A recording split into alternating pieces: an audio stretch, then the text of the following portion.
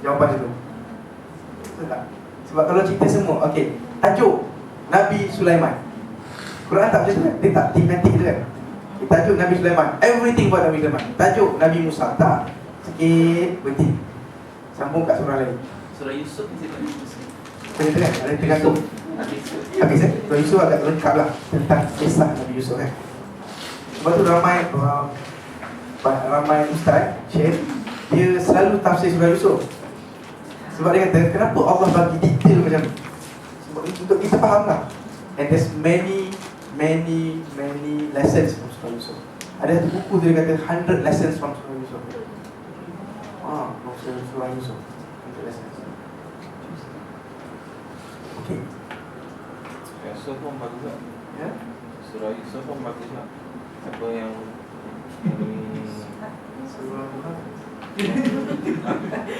surah Yusuf je bagus. Tak, berasa lah surah Yusuf tu bagus. Sebagai siapa yang highly stress kan? surah Yusuf untuk depression lah. Stress. Okay. Amr bin Abi Sufyan. Okey, bayangkan ada 70 POW, tawanan perang. Tawanan perang ni tengah dekat situ. Dekat, tahu tak apa jadi pada tawanan perang Badar? Dan kenapa ramai daripada mereka masuk Islam? Bukan kerana they were chained and being given capati seorang separuh, ataupun gardenia satu seorang keping. Bukan, tak layan macam tu. Tahu apa orang Islam buat? Nabi arahkan orang-orang yang besar duduk dengan aku, rumah aku. Buka chain tau. Orang besar duduk rumah aku. Dan siapa yang tawan siapa, dia kena bawa balik. Jaga dia macam guest. Subhanallah. Tadi baru berperang tau. Kalau silap sikit dia dah bunuh aku tak? Sekarang ni kau nak suruh aku suap dia. Kau nak suruh aku bagi baju kat dia, bagi dia tempat mandi. Aduh, memang power lah. Subhanallah. Dan itulah akhlak orang Islam semua. Waktu perang, betul kita perang habis-habis. Sekarang ni waktu aman, ikut arahan ni. Jadi masing-masing ambil lah, bawa balik rumah. Dan diberitakan bahawa adik kepada Mus'ab ibn Umair adalah Abdul Rahman ibn Umair. Adik kepada Mus'ab, seorang kafir yang jadi tawanan perang. Dia cerita, kemudian dia masuk Islam. Dia cerita, waktu aku kat rumah tu, waktu dia dah kena tangkap baru kena tangkap, Mus'ab lalu ni, tengok abang ni, abang atau adik. Dia tengok dia cakap dekat orang yang ikat dia, ikat kuat sikit je. Lari pula ni, ikat kuat sikit. Ikat kuat sikit, takut dia lari. Ini anak orang kaya ni. Mus'ab tengah cakap pasal mak bapak dia sendiri kat Mekah. Memang orang kaya. Sebab Mus'ab bin Umair yang akan mati nanti dalam perang Uhud. Mus'ab ni ialah orang yang sangat kaya dan sangat manja. Dan dia memang dimanjakan oleh family dia. Saya tak boleh kalau sebut nama, saya nak cerita juga ni. Dia cerita je lah Cerita je lah, korang buat je lah nota mana-mana. Pandai lah kau.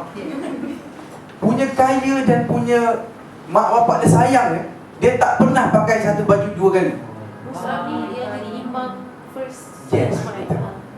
Dia tak pernah pakai baju yang sama dua kali. Lebih kaya daripada orang sekarang. Yes.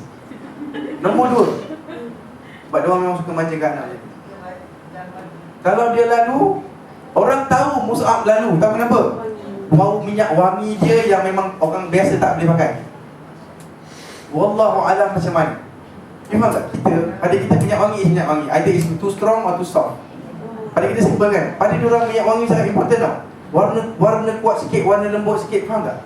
You kena faham ini zaman tak ada TV, tak ada radio, tak ada internet tau. They are very detailed about most of the things. Minyak wangi ini kuat sikit, ini rasanya berasal dari Yaman. You faham tak? They are very specific. Kita dah belasah je lah, bawa sikit, boleh kan? Betul tak? Bawa sikit, murah, cukup dengan duit kita beli kan? Dia orang tak, ini minyak wangi mahal ni kata. Jangan tahu kalau Mus'ab lalu.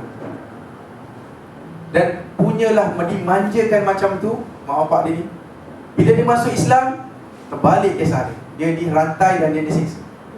Jadi bila ada chance dia terlepas saja, Nabi cepat-cepat hantar dia ke Madinah. Dia lah orang pertama sebenarnya hijrah. Dia pergi dengan Abdullah ibn Ubi Maktum, orang yang buta. Mus'ab muda, Abdullah ni tua sikit. Dan Mus'ab ni orang yang handsome. Dan diriwayatkan bahawa muka dia dan susuk badan dia dah macam Nabi lah. Faham tak? Gaya dia, demeanor dia tu macam Nabi. Sebab tu nanti dekat Uhud, bila orang bunuh Mus'ab, dia kata Nabi dah mati. Mati, Muhammad mata Muhammad dia. Tak, sebenarnya dia tersilap bunuh Mus'ab. Sebab style dia macam Nabi. Dan Mus'ab ni nanti, bila dia datang balik Mekah, Nabi pun sedih tengok dia. Tahu kenapa?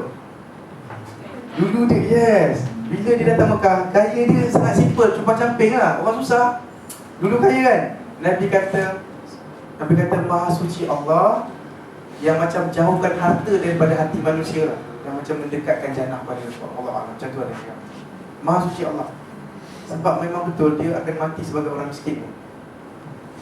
Dan orang-orang macam tengah tengok dia, ini usah.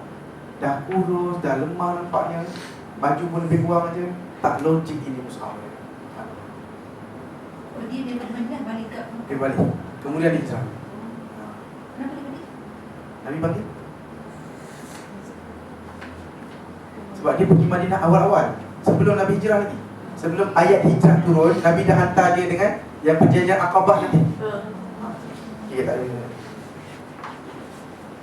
Okay, saya sebenarnya start dengan prisoner of war kan. Macam mana orang layan tak? Saya dah berlalu sampai ke Mus'ab. Adik Mus'ab. Okay, adik Mus'ab dilayan. Macam mana dia kata apa? Aku diberikan makan roti dan daging, tapi dia orang makan roti je. Tuan rumah dia makan roti je, aku diberikan roti dengan daging. Macam mana tak masuk Islam macam ni? Dia orang bukan buat baik tau. Dia orang memang baik. You faham tak? You tetamu aku, you makan. Bukan, makanlah. Harap dia. Harap-harap esok aku ceramah dia dengar. Kita macam tu. Tak. Sebab tu ada orang tanya, apa taktiknya ya Ustaz? Apa caranya ya Ustaz untuk orang jiran sebelah saya kafir, orang Hindu, macam mana saya nak tarik dia masuk Islam? Saya kata, your question is already wrong. Your question is already wrong. I'm going to ask you one question. If you cannot answer this, you are totally wrong. Tadi your question, engkau tu secara essence dia dah salah. Apa dia? Orang tu anak berapa orang?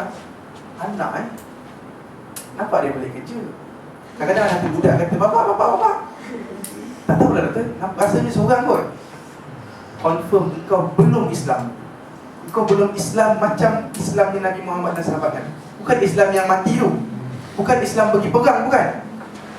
Jiwa Islam tu tak masuk lagi kat dia. Apa dia? Nabi akan kenal tahu semua orang.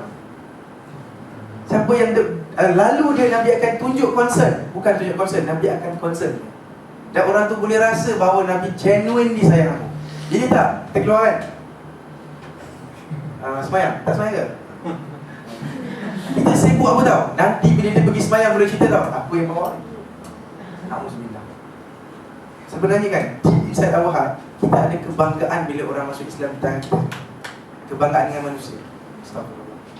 Sebab tu kita kata, saya dah cakap dengan dia doktor 5 hari dah tahu, tak masuk-masuk lagi Islam. You nak apa sebenarnya? You tak tahu ke yang hidayah itu daripada? Ketiga. Dia nak habisnya kan kalau masih ceramah ni. Okay, diorang jaga prisoner of war sangat baik. Sampai Abu Sufyan dekat Mekah. Bayangkan Abu Sufyan dekat Mekah, dia tahu anak dia kena tawan. Tahu dia kata apa? Biar je lah, aku takkan pergi, aku takkan tunduk, aku takkan pergi seposit pun dekat Muhammad. You tahu kenapa dia kata? Nombor satu, dia yakin Muhammad akan jaga anak dia. You bayangkan, anak you dekat musuh, enemy territory, you akan biar sesaat pun tak? Kalau dia minta 5,000, 10,000, 1 juta pun, you akan cari. Minta sedekah pun tak apa, nak lepaskan anak you. Sebab itu enemy tu. Tapi Abu Sufyan, sebab dia ni memang hati dia memang lembut sebenarnya. Sebab tu dia masuk Islam lepas tu. Dan dia orang yang logik, dia tahu aku kenal Muhammad tu, dia tak akan seksa-seksa anak-anak aku macam tu. Dan betul pun Nabi tak seksa anak dia. Tapi lepas tu Abu Sufyan lagi tu mungkin dia kedekut lah. Dia tahu anak dia selamat. Jadi nantilah kita fikir cara lain lah untuk selamatkan anak. Sekupang pun dah lepas kan. Tak nak belajar. Kemudian dia dapat tu idea. Ada satu orang Madinah yang pergi umrah ataupun lalu dekat Mekah. Dia orang tangkap, ada orang tua tu lah. Tangkap, dia telefon Nabi. Dia telefon Nabi. Dia cakap, aku ada orang Madinah kat engkau satu ni. Sekarang ni aku nak exchange tebusan. Okay, bagi anak kau ni. Nabi pun dengan senang hati bagi dia. Tak perlu pun nak simpan-simpan wang ni. Nabi very generous. Nampak tak? Abu Sufyan tahu perangai Nabi. Dia tahu daripada awal. Tapi brother, saya kurang faham. Kan ada Abu Bakar, Umar masa nak ambil keputusan tidak dibunuh, Umar dia tak setuju. Lepas tu turun ayat Quran yang menegur sikap Nabi. Tapi dengan teguran Allah tu, Nabi masih mengarahkan untuk memperlakukan baik keputusan ni. Itu yang saya macam kurang faham. Faham tak soalan? Doktor susah. Sini. Waktu dapat keputusan, you came for the first session kan? So waktu perang lepas perang Badar, 70 orang ni, diorang berbincang nak buat apa. Sebab ni first time perang. Nak buat apa dengan 70 orang ni? So Abu Bakar kata, kita minta tebusan daripada ni. Yang miskin-miskin kita suruh dah dia ajar-ajar anak kita, lepas tu kita lepaskan dia. Umar kata, tidak Nabi, aku cadangkan kita bunuh dia semua. Okay. Abu Bakar kata, Abu Bakar pun cakap lah, Nabi pun cakap, Abu Bakar ni macam satu Nabi. Itu yang lembut hatinya. Engkau ni macam satu Nabi yang kata, kaum aku teruk, hancurkan dia doang. Kan ada Nabi yang begitu kan? Rasulullah komen macam tu. Yes, engkau macam Nabi ni dan engkau macam Nabi ni. Okay. Tapi aku akan ikut cakap Abu Bakar. Kesimpulan. Kemudian besok pagi ya, Umar cari Abu Bakar dengan Nabi ni mana? Sebab actually diorang ni tiga memang tak setuju sama. Memang kat mana Abu Bakar ada, Nabi akan ada. Kalau Nabi ada, Umar ada. Faham tak? Dan kemudian dia nanti lari sikit. Nanti bila Abu Bakar mati, seorang periwayat hadis cakap, kita tengah tengok Abu Bakar tengah diuruskan, dan datang seorang lelaki letak kepala dia di bahu aku, dan dia kata, semoga Allah merahmati engkau Abu Bakar. Okay. Abu Bakar mati tak? Nanti kisah lain dalam kurungan. Kerana bila sahaja Nabi ada, akan ada Abu Bakar dan Umar. Faham tak? Bila saja disebut Nabi, akan ada Abu Bakar dan Umar. Semoga engkau juga bersama Nabi di sana nanti. Dan rupanya lelaki yang letak kepala dan cakap macam tu, doa macam tu ialah Ali. So Ali cakap lah, kalau Abu Bakar ada, Umar ada. Umar ada, Nabi ada. Faham tak? Tiga orang. Jadi nak ceritanya memang tiga orang ni sentiasa bersama. Kancing lah. So Umar cari-cari Nabi dengan Abu Bakar ni, okay, balik ke sana. Susah juga ni, kita kuliah ni. Dia macam gimnastik, mental gimnastik. Datang balik. Esok pagi tu dia tengok Nabi dengan Abu Bakar dekat satu tempat tu tengah nangis-nangis lah. Sedih kan? Nangis yang betul-betul nangis. Umar pun pergi dan dia menangis. Dan sambil tu dia kata, wahai Nabi, wahai Nabi, cakaplah kenapa kau nangis, supaya aku boleh nangis sekali dengan kau. Kan macam mana kawan aku boleh nangis dengan aku boleh happy, betul tak? Mesti apa yang menyakitkan hati kau mesti akan sakitkan hati aku. Apa yang kau sedih mesti aku sedih. So tell me, apa yang kau sedih ni? Nabi kata, wahai Umar, Allah sound kami. Allah sound Al-Quran bahawa tidak layak untuk seorang Nabi yang kakinya belum teguh di bumi. Apa maksudnya? Tak kuat lagi untuk ada tawanan perang dan disimpan, yang tak dibunuh. Bermakna Allah setuju dengan cadangan Umar, sebab kaki belum teguh lagi. Dan betul pun, kemudian nanti grup 70 orang ni akan ada balik perjanjian ni, kamu takkan lawan kau, takkan aku dah lepaskan kau. Kemudian Uhud datang balik, berang Uhud fight balik. Diorang ni Geng-geng orang semua 70, ada satu dua ni lawan balik. Memang betul lah kata Allah tu, betul. Allah mesti kata betul kan. Tetapi Allah ni, Allah pun respect orang lain di keputusan tu. Sebab engkau dah buat keputusan tu, tak apa this time. Ini Quran. Sebab itu tak apa tu. Allah sendiri cakap tak apa, bukan Nabi saya saja tadi. Tak nak dengar cakap Allah. Okay. Maksudnya lepas daripada perang tu, tawanan perang yang seterusnya semua akan dibunuh? No. Bila kaki kau belum kukuh di atas bumi. Saya mana Cik. Dia kaki kukuh. Maksudnya, you are not strong yet. Kenapa you lepaskan orang? Ni musuh-musuh kau kena bunuh. You know why? Supaya orang sana tahu jangan main-main dengan grup. Nanti bila you kuat, you can show mercy. When you are not strong, you must show strength. You faham? Bila you tak strong, you can tunjuk kuat. You tak ada kata tak apa aku maafkan kau. Sebenarnya you kecil. Dia orang akan cakap apa? Alah kau lepaskan anak aku sebab apa? Kau takut. Dan memang ada bunyi-bunyi macam tu pun. Kau takut sebenarnya kau kau lepaskan kami. So dia rasa macam lekeh lah. Kau takut sebenarnya nak betul-betul tunjuk garam. Tak, Allah sebenarnya kata apa tau? Sepatutnya kau tunjuk garam tu.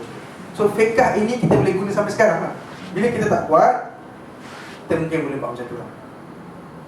Boleh, faham tak? Nantilah tunggu perang lah. Tengok pasal jadi Panglima ke Ali ke.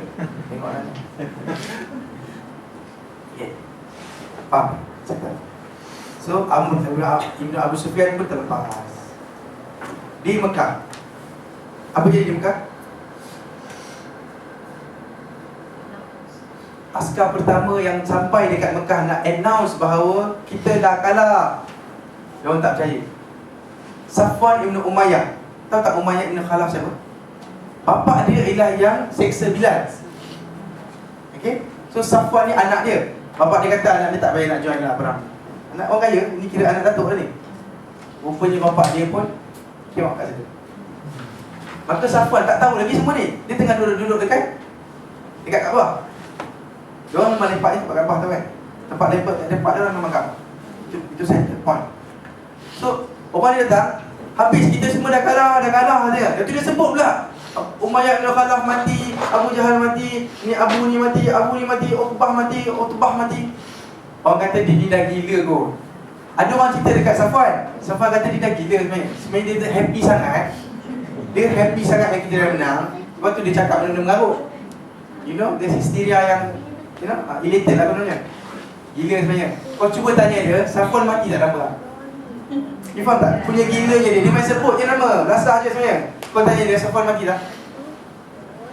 Bila orang pergi tanya kat dia ni, yang tengah menjerit-jerit macam orang gila, memang betul sebab mati tau, ramai. Safwan dekat mana? Dah mati ke dekat Perang Badar?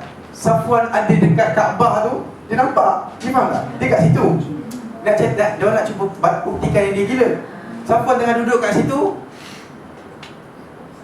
dan dia tak tahu bapak dia dah mati kat sana. Jadi confirm lah dia tak gila sebenarnya. Dia bukan histeria. Maka barulah dia sink dekat dalam orang punya hati dan fikiran, aduh, kita kalah. Lebih orang kalah dengan Muhammad. Geng-geng yang tak kuat. Jadi Abu Lahab tak pergi Perang Badar. Dia pergi jumpa Abu Sufyan dekat rumah Abbas. Kena ingat Abbas dengan Abu Lahab adik-beradik tapi mak lain-lain. Okay? So Abu Lahab pergilah dekat rumah Abbas, jumpa Abu Sufyan. Ke banyak sangat Abu ni, jadi confuse. Sebab Abi tak ada Abu je. Atas tak ikut Israel sekali. Abbas belum. Dia jadi President of War. Abbas jadi President of War. Badar. Dia ditawan sebagai orang yang lawan. Tapi saya cakap tadi kenapa kena lawan? Tak lawan pun. Abbas tak lawan saya pun di belakang-belakang. Sebab dia tak lawan anak saudara dia. Tapi masa apa tu yang pergi tadi tu dia dah ada di Rumah Abbas, bukan Abbas. Yang ada isteri dia saja Ummu Fadl. Ada isteri saja Abbas dekat Madinah. Dia bayangkan dia tengah kena chain lah kot. Diorang bincang lah. Abu Lahab nak tahu cerita kan. Sebab Abu Lahab tak join Badar. Dia bagi alasan dia hantar orang. Abu Sufyan tak join Badar. Dia faham tak? Abu Sufyan balik tau, caravan dia tak jadi gaduh. Abu Sufyan balik dengan selamat. Sebenarnya Abu Sufyan cadangkan tak payah lawan. Dia dah hantar utusan kedua dah. Utusan pertama kata Muhammad datang nak intercept kami, matilah kami. Kemudian utusan kedua kata kamu dah terlepas daripada Madinah, selamat. Tak payah hantar tentera. Tapi Abu Jahal punya arrogance, dia kata tak apa, jom kita pergi pesta dekat Badar. 3 hari kita minum arak, kita nari-nari. Bila kita bising-bising sikit, biar orang Arab semua tahu kita tunggu Muhammad tak datang. Faham? Nak cerita yang tunjuk kuat ni, silap besar lah dia. Memang pesta, tapi pesta kematian mereka. Memang mati ramai. Jadi Abu Sufyan pergi jumpa Abu Lahab, borak-borak nak bincang pasal ni. Dia tahu Abu Sufyan cakap apa? Dia dengar cerita kan. Dia kata aku pun tak salahkan dia orang lah yang kalah tu. Dia kata, aku tak salahkan dia orang. Tahu kenapa? Sebab ada tentera-tentera, beberapa lelaki atas kuda. Subhanallah. Beberapa lelaki atas kuda ni yang cantik rupa dia. yang pakai serban smart siapa saja dia jumpa mesti mati dia. Dia ada tentera yang macam tu dia. Tentera yang kalau jumpa je dia mesti mati. Dia takkan terlepas ni. Dia tengah cerita pasal apa saya? Jadi bila dia cerita ni, yang ada geng-geng ni aku tak tahulah macam mana Muhammad ada tentera macam ni yang jumpa je mesti mati. Aku dengar cerita. Mendengar ini, seorang hamba kan yang memang Islam dekat rumah Ummu Fadal ni, hamba dia ni, dia terus bangun tengah buat kerja mungkin. Dia terus bangun, Alhamdulillah, dia kata, ini mesti tentera dari Allah. Ini mesti malaikat yang datang tolong Muhammad Nabi SAW. Mendengar benda ni, ingat Abu Lahab boleh diam. Dia buat apa tau? Dia pukul hamba. Dia pukul sampai berdarah teruk ni. Ummu Fadal tengok, Ummu Fadal perempuan, isteri kepada Abbas ni.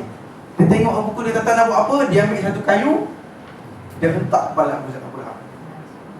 Dan diriwayatkan bahawa luka itu yang buat dia mati kemudian nanti, bukan hari ni. Tapi Abu Lahab sebab dah kena pukul perempuan. Dan Ummu Fadal kata apa? Macam ini ke kau layan orang rumah ni bila suaminya tak ada? Ini memalukan sebenarnya. Betul lah kau memang adik-beradik dia, tapi kau datang rumah dia, kau pukul hamba dia. Sebab tu dia dekat sana jadi tawanan perang. Macam ni ke kau layan orang rumah ni? Jadi Abu Lahab jadi malu. Dia berhenti, dia terus jauh. Hamba tu lelaki perempuan? Lelaki. Jadi hamba kepada Ummu Fadal pun Islam. Abbas saja lambat sikit. Siapa yang nampak? Maksudnya Abu Sufyan nampak lah perang tu. Abu Sufyan? Saya rasa ya betul. Abu Sufyan dengar kisah. Dia ni kalau cerita kan, sebab Abu Sufyan sendiri tak tahu. Itulah kisah hamba yang dipukul Okay, Rom versus Parsi. Tahu tak boleh baca Rom dalam surah Rom? Okay, waktu inilah waktu perang 2 Hijrah. Ada satu kisah yang mungkin tak ada kaitan sangat dengan Badar kan? Abu Bakar ada bertaruh dengan satu orang musyrik. Sebab Abu Bakar baca ayat ni bahawa Rom akan menang. Waktu itu Parsi lebih kuat. Rom ni selalu pecah kacir sikit. Dan diorang ni tengok dengar cerita Rom Parsi ni macam cerita cerita raja-raja dulu lah gitu. Gegasi gitu lah. Tu giant lah. Siapa menang lah, macam tengok surah Abah. Diorang tak kisah sebab memang tak ada efek pada orang Arab. Jadi diorang tahu Rom Parsi. Diorang tahu diorang ni orang kuat, orang ada civilization, bukan macam kami. Diorang ni malu tau sebenarnya. Orang Arab ni bukan bangga sangat dengan kearaban dia. Dia lagi respect orang Yahudi, lagi respect orang Rom, orang Parsi. Sebab diorang ada civilization. Kalau lawan diorang mesti kalah ni. Diorang tahu, sebab tu orang Arab tak pernah lawan dengan diorang. Nabi je berani lawan dengan Rom Parsi. Okay, apa jadi? Bila turun ayat ni, Abu Bakar pun baca kan. Kawan dia kata, alah Abu Bakar, betul ke kau ni? Takkanlah Rom menang. Rom kan berterabur. Parsi tu, lawan Parsi besar tu. Abu Bakar kata, kalau Nabi cakap daripada Allah, mesti jadi. Okay, kalau macam tu, jom kita taruh. Kita bet lah. Tengok dalam berapa tahun ni. Berapa tahun kau nak bagi? Kalau ikut apa yang Allah sebut dalam Quran, fi bid'is sinin, beberapa tahun. Allah kata beberapa tahun. Dalam bahasa Arab, bid'i ni boleh jadi lebih daripada 3. Bukan 1 lah. 3 tu naik. Tapi sebab diorang nak buat jalan tengah, Abu Bakar dengan kawan dia tu, dia kata kita ambil 6 tahun lah. Kalau lepas 6 tahun still kalah, still Rom tak menang lagi, aku kena bayar kat aku lah. Boleh kata Waktu itu Islam belum lengkap lagi. Tapi sebenarnya tak boleh kan? Sekarang tak boleh. The reason baik, kenapa Abu Bakar pilih Rom? Kenapa yang Ubay dia pilih Parsi? The reason, kenapa? Sebab satunya ahli kitab, Rom is ahli kitab. satu lagi sembah api, macam dia orang Majusi dan banyak Tuhan. Dan sebab itu Allah pun respect dengan Rom. Kenapa? Kenapa nak sibuk sangat nak cakap Rom akan menang? Sebab bila Rom menang, orang Islam jadi kuat, rasa kuat. Ini macam geng kita tau, sama-sama ahli kitab, boleh menang. Jadi okey tak? Kita rasa dekat sikit dengan ahli kitab, sangat okey. In fact kita boleh makan sembelihan dia. In fact kita boleh kahwin dengan perempuan-perempuan ahli kitab tanpa mereka masuk Islam sampai hari ini. Hukum ni tak batal. Hukum ni tak batal sampai hari ini. You still can marry ahli kitab. Tapi bukan lelaki ahli kitab, lelaki kahwin dengan perempuan ahli kitab. Sebab lelaki lebih ada kuasa sikit kan dalam family kan. Tak tu. Perempuan tak boleh terikut agama orang tu. So Abu Bakar pun kalah. Abu Bakar cerita kat Nabi, dia pernah bertaruh macam ni. Nabi kata, kenapa Abu Bakar? Kenapa kau tak kata 9 tahun? Sebab nanti dah 9 tahun nanti memang akan jadi. Nabi kata, Abu Bakar silap kau. Betul kau cakap 9 tahun. Bukankah bid'ah itu bermakna 339? Ambillah kat sebelum. Kenapa kau boleh dengar? Abu Bakar jawab, sebab aku nak cari pun jalan tengah lah. Dia tengah dengar. Sebab tu kalah. So dia kalah tapi sebenarnya dia menang. Dan kawan dia Ubay tu mati lah. Tak sempat dia minta balik duit. Okay, kesimpulan perang Badar, Muslim makin kuat. Perang Badar ni perang yang very decisive, very important. Sebab diorang tak plan kat lawan pun, tapi lawan juga dan menang. Dan dia menjadi satu malu kepada orang. Okay.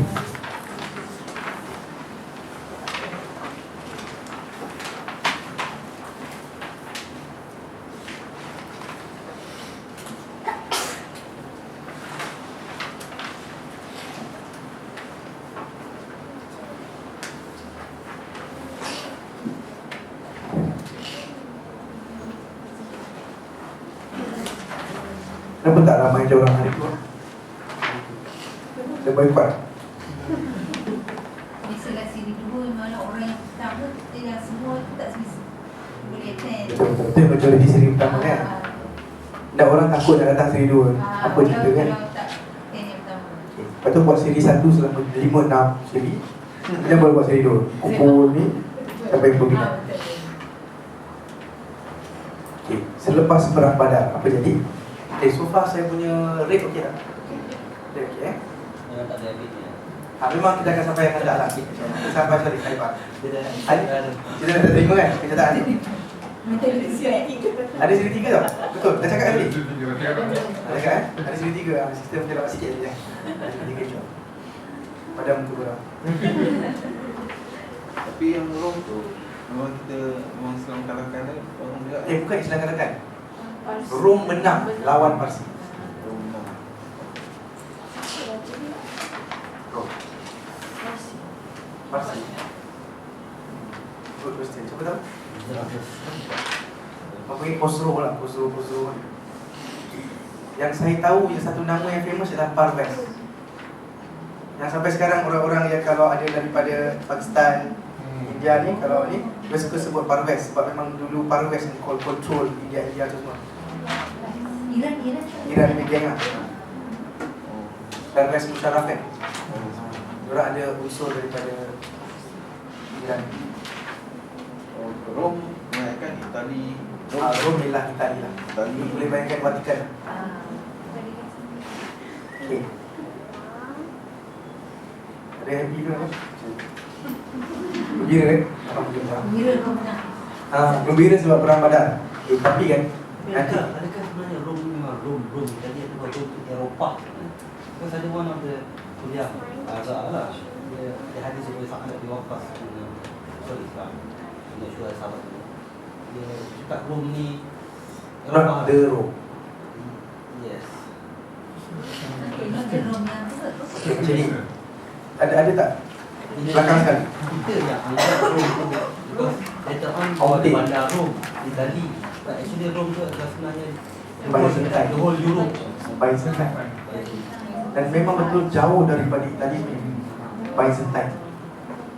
Sebab apa dia jadi relevan pada orang Arab? Sebab dia dah border dengan Arab. Cuba tengok yang Turki tu, tengok atas tu. Tengok saya juga. Rom dah menang sampai ke Syria semua. Dan ini ialah macam dipanggil Byzantine Dynasty tu. Dia macam wakil kepada Rom yang atas. You betul tak? Ha? Yes, sampai Jerusalem. Sebab tu Israel ada Roman, orang Rom punya askar yang tangkap dia.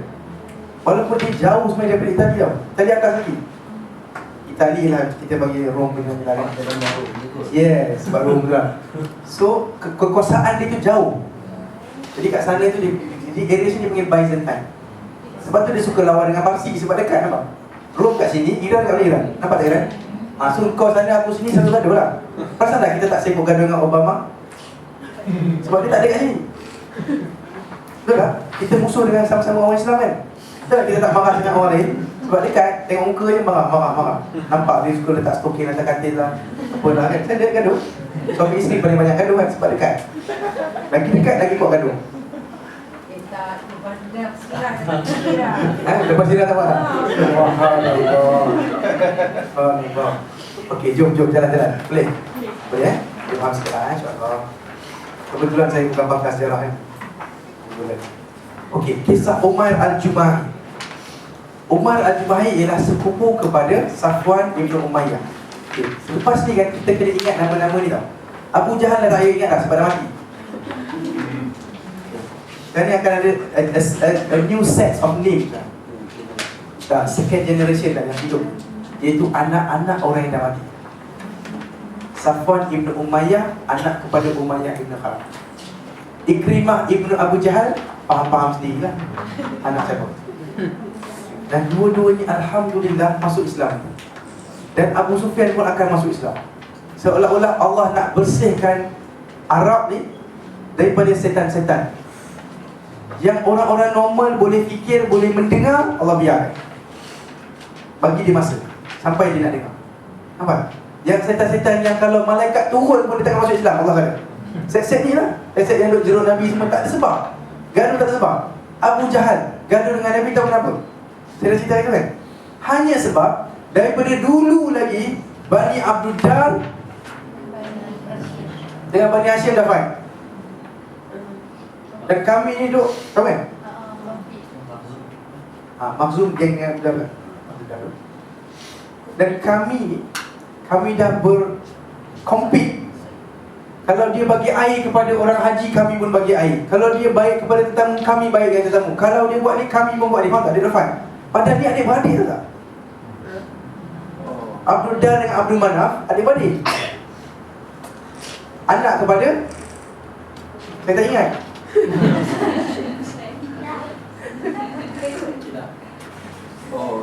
Brothers fight. Brothers. Hanya sebab Abdul Dar tu anak pertama, dia dapat kekuasaan tu dan power struggle. Dua dia jadi tribe lah. Hanya sebab dari dulu lagi kami dah fight dan kami dah macam nak dekat garisan penamat. Abu Jahal pun cakap. Ini cakap Abu Jahal ni. Dan diriwayatkan Abu Jahal. Kami nak sampai ke garisan penamat dah ni, seolah-olah dua kuda yang sedang lawan. Kemudian mereka datang dan mereka kata kami ada Nabi di kalangan kami. Macam mana kami nak menang? Maka wallah dia kata. Maksud tu Allah tak belum diharamkan lagi untuk orang Islam. Wallah. Tahu kan? Masa tu belum lagi. Wallah dia kata. Abu Jahal cakap wallah tau. Wallahi aku tak akan ikut agama Muhammad. Kita ikut agama Muhammad sebab apa? Bukan sebab kebenaran tak faham ke apa, bukan. Dengki je. Semata-mata jealous. Kalau kau tak dapat, biar aku pun tak dapat. Aku tak dapat, kau tak dapat. Biar sama-sama mati tau. Janji kau dapat. Semangat dia punya semangat perkauman dia tinggi sangat, pekat sangat. Dan semangat perkauman ni kita kena cuci tau. Perkauman yang salah, racism which is wrong lah. Sayang kepada race sendiri itu normal dan digalakkan dalam Islam, tahu tak? Digalakkan. You kena sayang orang Melayu. Apa sebut sayang orang Cina pula? Orang Cina biar orang Cina sayang. You faham tak? You as Malay, you take care of your family. No problem with that. Kalau you nak sedekah, sedekah siapa dulu Nabi kata? Family, which is your own family, your own clan. Melayu juga family you kan. Kecuali you memang anak pertama kahwin Cina, anak kedua kahwin Iban, anak ketiga kahwin India, baru real lah. Macam aku satu Malaysia betul. Tapi generally, if you are a Malay, anak-anak you pun Malay, cucu you pun Malay. So it's okay to help your own cucu and cicit. It's totally normal. Itu yang Nabi buat pun. Flag Nabi bagi Aus satu, Khazraj satu. Kenapa? Sebab tu Nabi kata, no, semua Islam buang, padam semua suku kaum ethnicity. No, ini salah faham dalam Malaysia sekarang. Dia suruh padam ethnicity dia suruh. Kita semua Islam sama je. This is totally rubbish man. This is wrong. Dia against your fitrah. I will love my daughter more than his daughter. Betul tak? Kalau ada dua orang jatuh, saya mungkin akan selamatkan anak saya dulu, kemudian saya akan tarik anak dia. Kalau diberi peluang, beri pilihan, anak dia akan jatuh longkang, saya akan kata, aku selamatkan anak aku, kemudian aku try lah selamatkan anak dia. Bukan sebab saya benci dia, sebab saya lagi sayang kepada anak dia. Normal kan? Normal lah. So apa yang takut sangat? It's okay, bangga je aku orang Banjar. Tak kisah, aku orang Bajau ke, Banjar ke, Jawa ke, no problem. Betul? Jadi kalau orang India Muslim buat tuition untuk India Muslim je, geng-geng mama dia cakap you racist lah. That's not racist, that's normal. Awak yang tak normal. Awak yang kurang sayang pada bangsa you sendiri. Akhirnya tak buat apa pun, sibuk tu racist. Awak buat apa? For your own clan. Betul tak? Semua orang kena fight for their own. Not fight lah, fan dia own, jaga dia own people lah, supaya terjaga semua. Dan hukum ni tak putus sampai sekarang, tahu tak? Tahu tak? Blood money tak blood money. Kalau manslaughter, you terbunuh satu orang. Cuma sekarang ni kita kena tukar hukum ni sebab orang dah tak hidup macam ni. Apa tau? Bila saya clan Haris, bapa saya nama Haris, you clan apa? Abdul Rahman. Dia clan Abdul Rahman, Haris. Saya bawa kereta lagi-lagi, terlanggar clan dia, salah satu daripada geng dia, clan dia, fight dia. Terbunuh, bukan saya nak bunuh tau, terbunuh. Dia panggil manslaughter lah dalam undang-undang, bunuh tanpa niat. Hukum dia ialah saya kena berpuasa selama 2 bulan kata cakap. Dan saya kena bawa duit bersamaan dengan 100 ekor unta untuk satu orang punya nyawa. Dan itu tak hukum ni untuk apa? Tak logik satu manusia ada 100 ekor unta. Faham?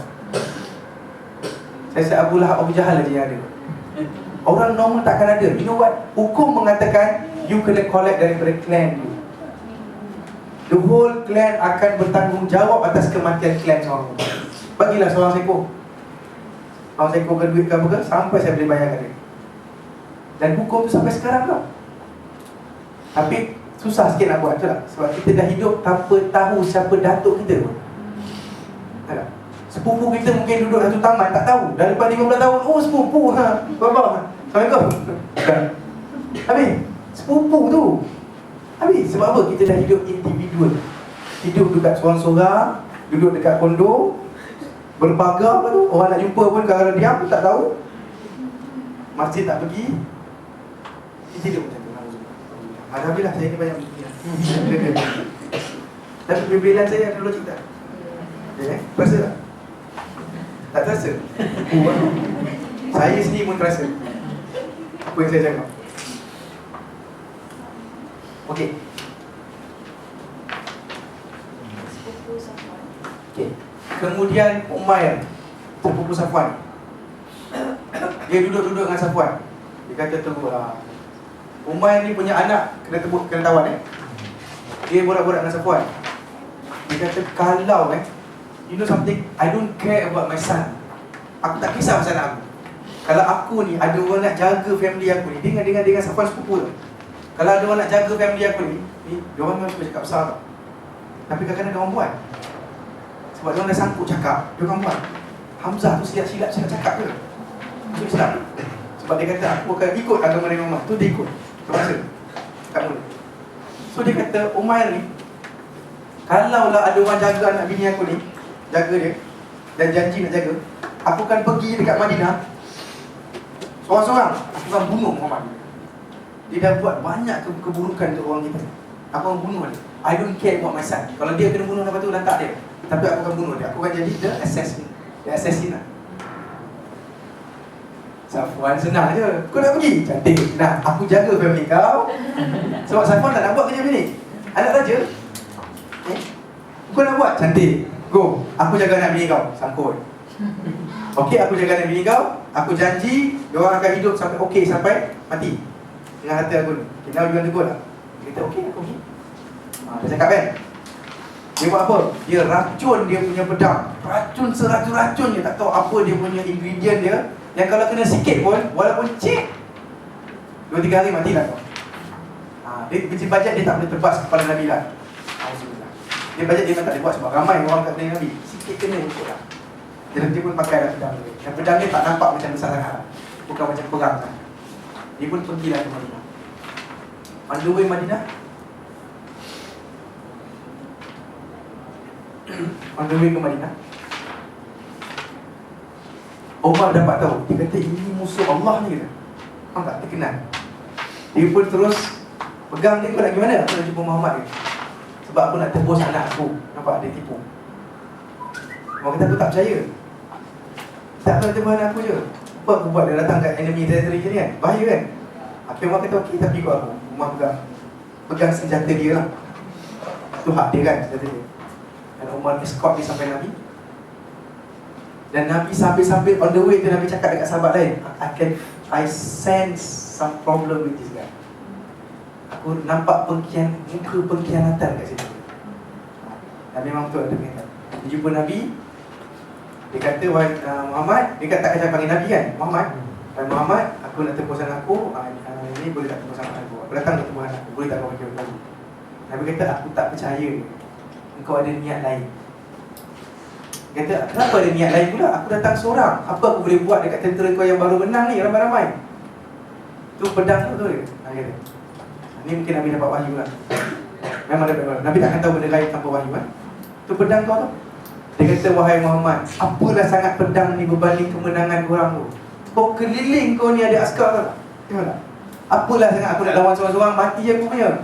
Bodoh lah aku kalau aku nak lawan dengan kau. Dan tak cerita pasal racun tu lah. Nabi kata, aku tak percaya. Wahai Umar, bagaimana kalau aku katakan yang kau dah meeting dengan Safwan dekat Hijr Ismail ni? Diorang kan lepak-lepak dekat Kaabah. Hijr Ismail is one part of Kaabah. You ask me if you don't know where is it.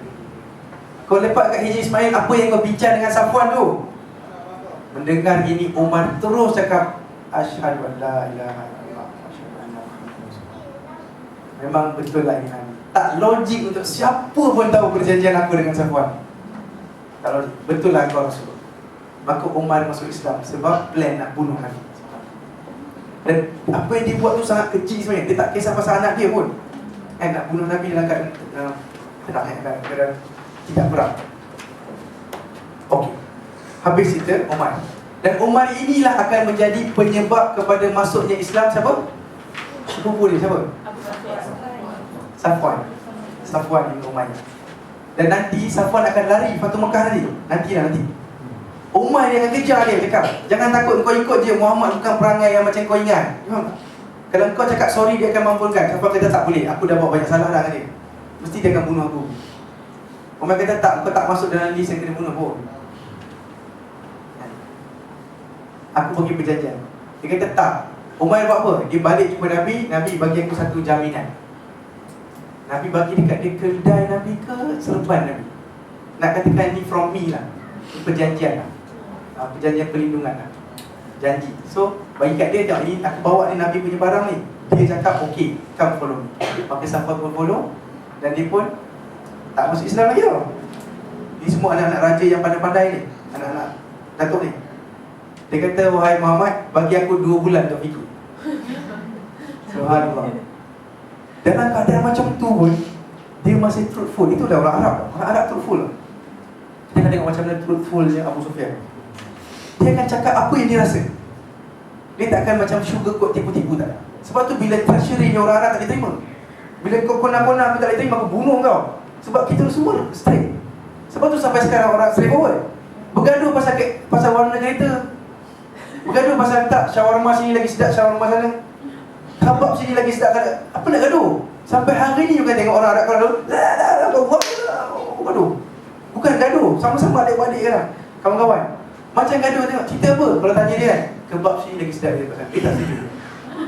Ataupun kancil biru lagi cantik dari kancil pink. Kisah itu je sebenarnya. Tak ada. Aku rasa pink tu stupid lah. Mana ada orang kancil pink. Dia nak cakap, kalau orang Melayu simple je. Oh, kau suka pink je. Sebab tu orang Arab sangat suka orang Melayu. Dia takkan gaduh je. Benci macam mana pun, Assalamualaikum. Orang Arab tak, I want talk to you. Clear, dia clear, faham tak?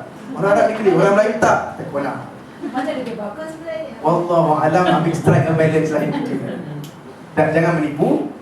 Dan juga janganlah semua yang cakap kan, brother, I don't like your face. Kan sedih kan? Hidung kau besar sangat apa dia? Kenapa saya cakap soalan? Truthfulness. Dia minta 2 bulan Safwan. Boleh tahan dia. Tahu Nabi cakap apa? Atau ni Nabi kata kau ni dah lah, kau dah buat salah. Sekarang kau kan menyusahkan betul. Datang ke aku dah ampunkan. Kita nak minta 2 bulan pula nak fikir-fikir. Nabi kata apa tak? Faham. Inilah Nabi. Memang Nabi tu Nabi lah. Dia kata apa tak? I give you 4 months. 2 bulan kau nak, aku pergi 4. Nah, balik, relax, fikir-fikir. Subhanallah. Nampak tak kita punya semangat untuk masukkan kononnya orang Islam, Nabi relax. Sebab Islam ini agama yang the truth tau. Jangan takut. Bila dia nampak you, dia akan masuk Islam. You hanya perlu bawa dia ke your fold saja. Maknanya bawa dia jumpa anak isteri kita. You faham tak? Kalau satu orang Chinese yang non-Muslim sudah boleh makan dekat rumah you, sepatutnya dia sudah ada sayang pada Islam. Sebab you akan tunjukkan akhlak yang baik. You takkan rotan anak you macam orang lain yang pelik-pelik sangat tu. You takkan habis-habis TV cerita yang tak pelik-pelik, apa ni, isteri second hand ke, kan tak tajuk itu kan, apa tu, suami upahan pun tak, isteri upahan, suami, ada kan. Orang Cina pun tengok, dia tahu you tak bagi anak you tengok cerita-cerita rubbish macam ni. Rubbish, totally rubbish. Take my word for it. Dia memang merosakkan otak kita. Rugi je, baik baca Quran sikit-sikit, dapat beberapa ribu pahala dapat. Baik datang rumah saya minum kopi, borak-borak, betul. Saya berbual dengan kawan daripada tengok cerita-cerita. Sorry lah sampai minat. Sorry kalau minat kat sini. Yang minat cerita-cerita tu. Yang sering sini. Jadi main handphone. Ini saya main handphone, tak ada ni. Sorry. Jangan terasa. Ya. Apa tadi? Tapi tak pandai. Kita kat mana tadi kemarin? 4 bulan. 4 bulan. 4 bulan. Safwan memang masuk Islam dulu. Okey. Faham. Dekat Hunain nanti. Kita Nak tanya untuk Fathu Mekah ni, Rasulullah hanya mengampunkan seseorang tu kalau dia masuk Islam. Kalau tak masuk Islam. tak. Nabi kan ampunkan stok, lock and barrel. Tapi yang Sufyan ni, Safwan. Safwan ni kenapa perlu dia minta izin 2 bulan? Itu maksudnya dia nak masuk Islam kan? Tak, Nabi suruh dia masuk Islam. Kalau dia tak masuk Islam pun tak. Dan diampunkan.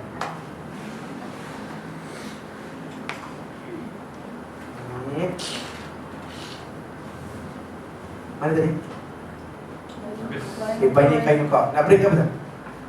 Tak perlu. Ha? Tak boleh kan? Cuba kan? Bayi kain kau. Okey. Sekarang ni akan ada cerita yang baru sikit tentang Yahudi. Kan selama ni tak cerita pasal Yahudi kan? So Yahudi ni dia ada 3 tribe yang besar dalam Madinah. Dan orang ni semua duduk dekat central Madinah. Orang Nabi, Mekah, Madinah semua dekat tepi tau. Perasan tak kalau tengok dekat tengok map. Ini macam Saudi Arabia kan. Dekat sini ada Yaman tu tak? Sini ada Oman. Oman. Oman kan? Dulu Dr. Sini lah. Sanaa kat sini kan? Sanaa kat sini. Dia terus bergajah datang dari sini kan? Jadi perasan tak Mekah sini, Madinah sini? Betul. Dan ini semua ni dipanggil Hijaz. Dan tengah-tengah ni semua dipanggil Najd. Najdan ataupun Najd. Jadi Yahudi semua, Khaybar semua kat sini. Ada dalam. Betul tak Khaybar ni semua? Ke saya silap? Khaybar mesti dekat Hijaz lagi sini. Khaybar atas sikit dulu. Sini sikit lah, sini kan? Okey. Atas Madinah sikit lah, Khaybar. Saya nak memperkenalkan adanya Najd dengan Hijaz. Selalu dengar kan dalam buku-buku kan, Hijaz, Najd kan. So Hijaz ialah Mekah Madinah. Najd ialah sentral. Najd lebih sentral lah. Sini banyak Badui ni, susah nak kontrol. Dekat sini lagi banyak, lebih baik civilization. Tahu kenapa? Sebab dekat dengan yes. Dulu kan dekat dengan air, lebih ada transportation dan semua lebih. Sampai sekarang orang ni dia panggil orang darat lah kan. Dan orang Kelantan panggil orang kampung Ulu yang orang darat. Sebab orang dekat air biasanya lebih maju daripada orang yang kat darat. Dengar. Ini macam Iran. Sekarang ni kau sendiri. No, still Saudi. Yang the one that ada. Sorry. Saya tengah lukis ni. Tak dapat. Okey. So, Yahudi ada 3 tribe.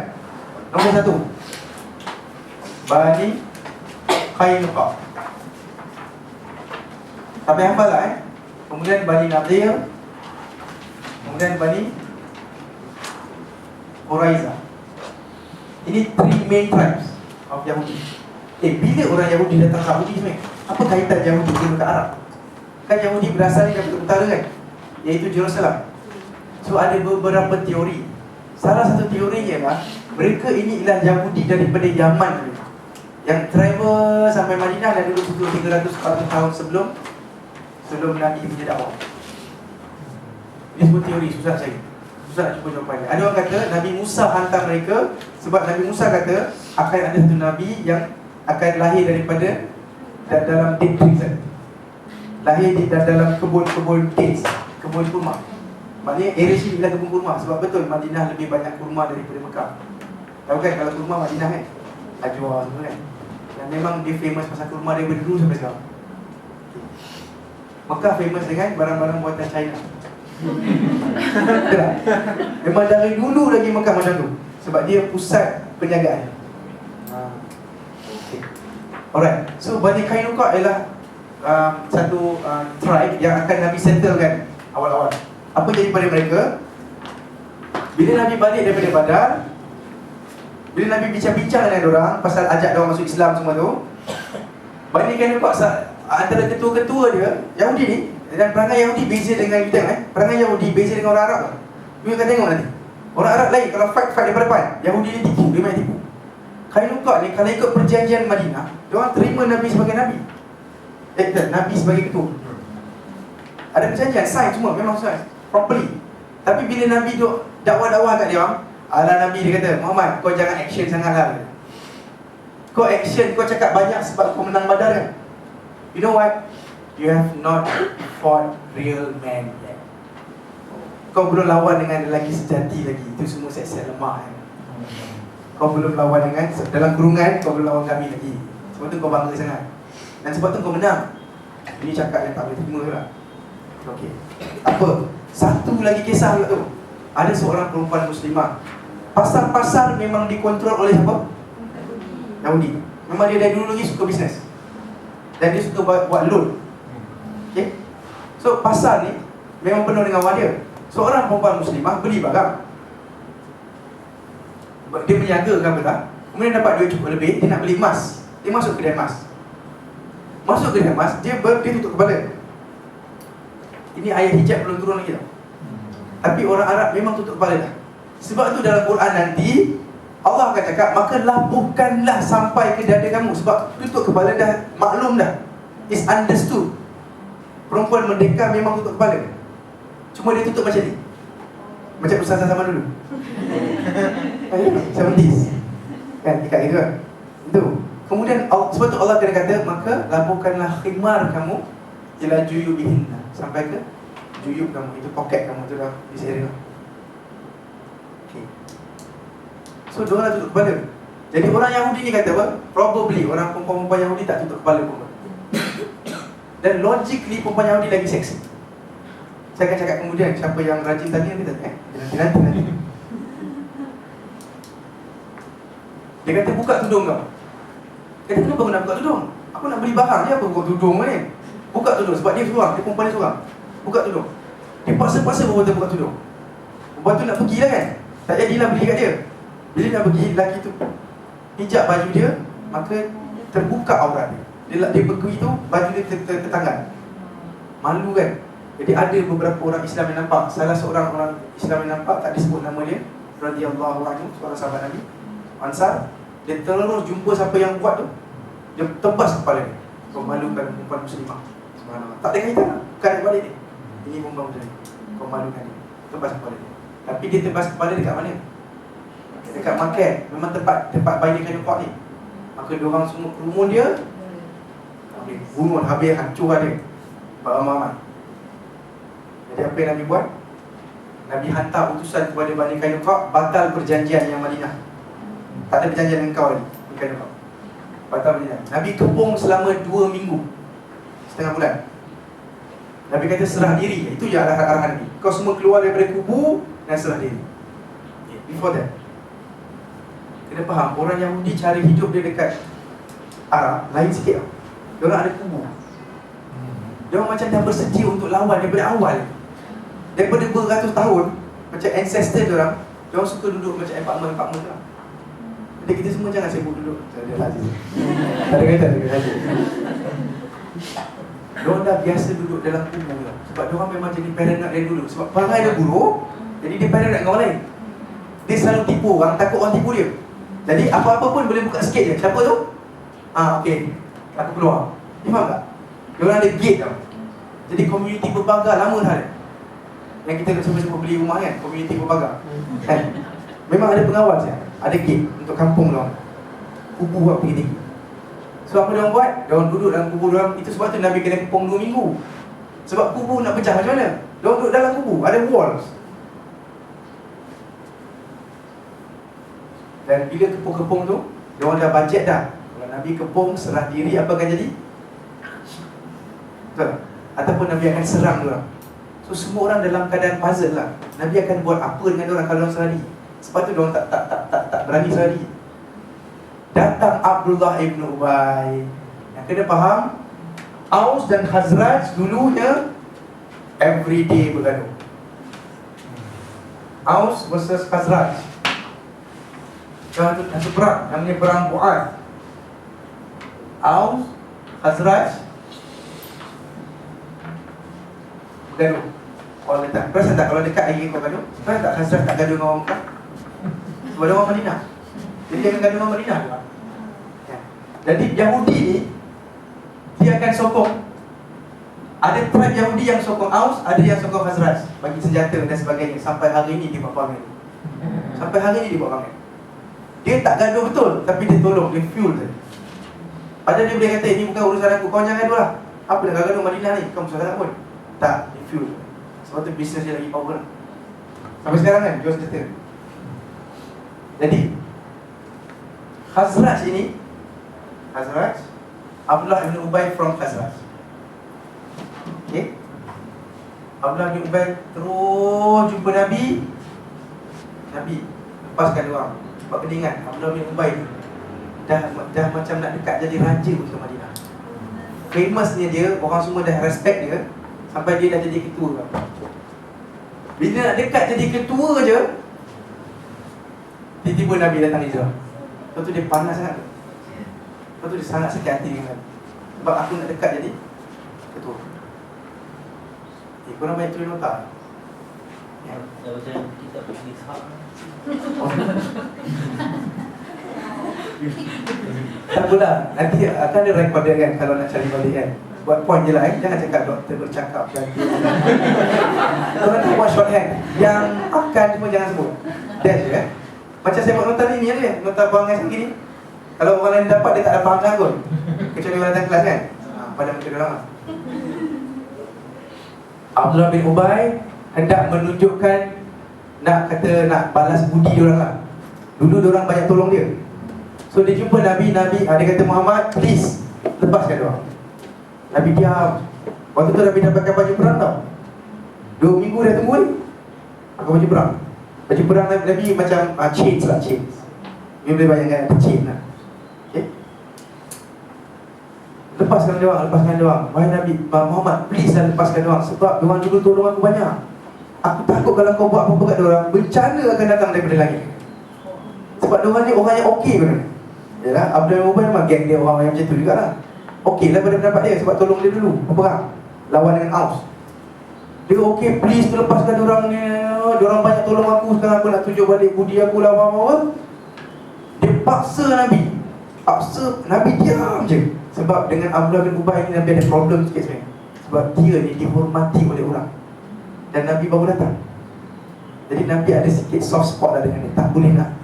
Tak boleh sangat nak bunuh dengan favorit siapa-siapa dia tadi. Dan memang Nabi nak tunjukkan kebaikan kepada dia supaya harap-harap dia masuk Islam. Sebab sekarang dia dah macam dah in the phone kan. So masa tu kita Islam ni belum jauh. betul-betul lepas Badar baru dia announce ke Islam dia. Tapi Abdullah bin Ubay lah mungkin seorang sahaja orang Madinah yang panggil Nabi dengan nama Muhammad. Sebab orang lain pun panggil Rasulullah. Orang takkan panggil Nabi dengan nama dia. Saya rasa kita pun kalau jumpa Datuk Razali tak jumpa Lee kan? Kita jumpa Datuk, betul tak? Akhirnya dia jadi Datuk. Razali tu akan dilupakan. Sebab kita respect dia, ikut dia lah. Prof lalu lupa nama betul dia, Prof kan. Macam tu. Ha?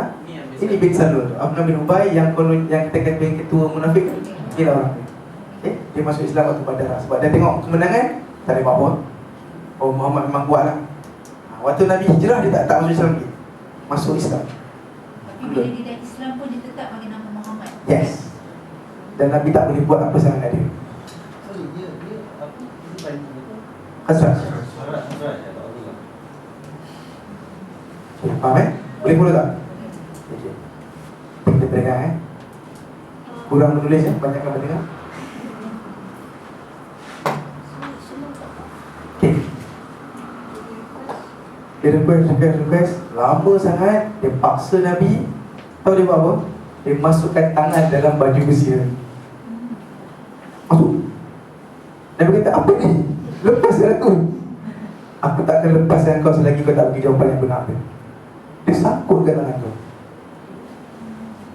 Dia je berani buat perang macam ni lah. Sebab dia ada kekuasaan sikit. Dengan orang lain, orang lain tak boleh tolak Nabi. Tak tergamak nak buat itu. Dia kena tembak. Masuk tangan, aku tak akan lepaskan kau.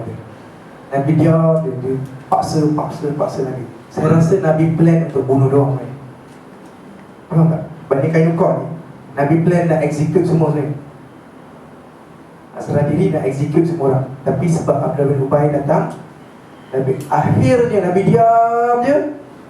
Nabi kata, hum laka. Mereka engkau punya. Maknanya aku lepaskan orang. In 3 days time, they have to leave Madinah. Itu je syarat dia. Aku bagi 3 hari, dia kena tinggal di Madinah. Maka Bani Kainuqa pun collect lah barang apa semua. Okay, dia pun collect barang dan sebagainya untuk leave Mekah. Leave Madinah. Dia pergi mana? Pergi Khaybar. Jadi Khaybar tu makin ramai orang Yahudi. Collect orang Yahudi kat situ. Okay, settle Bani Kainuqa. Sekejap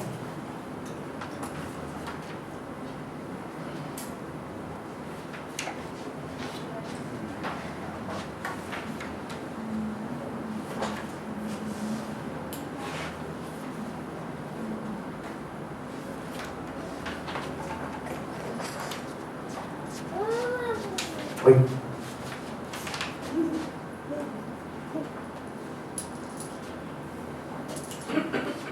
Settle Bani Kainuqa.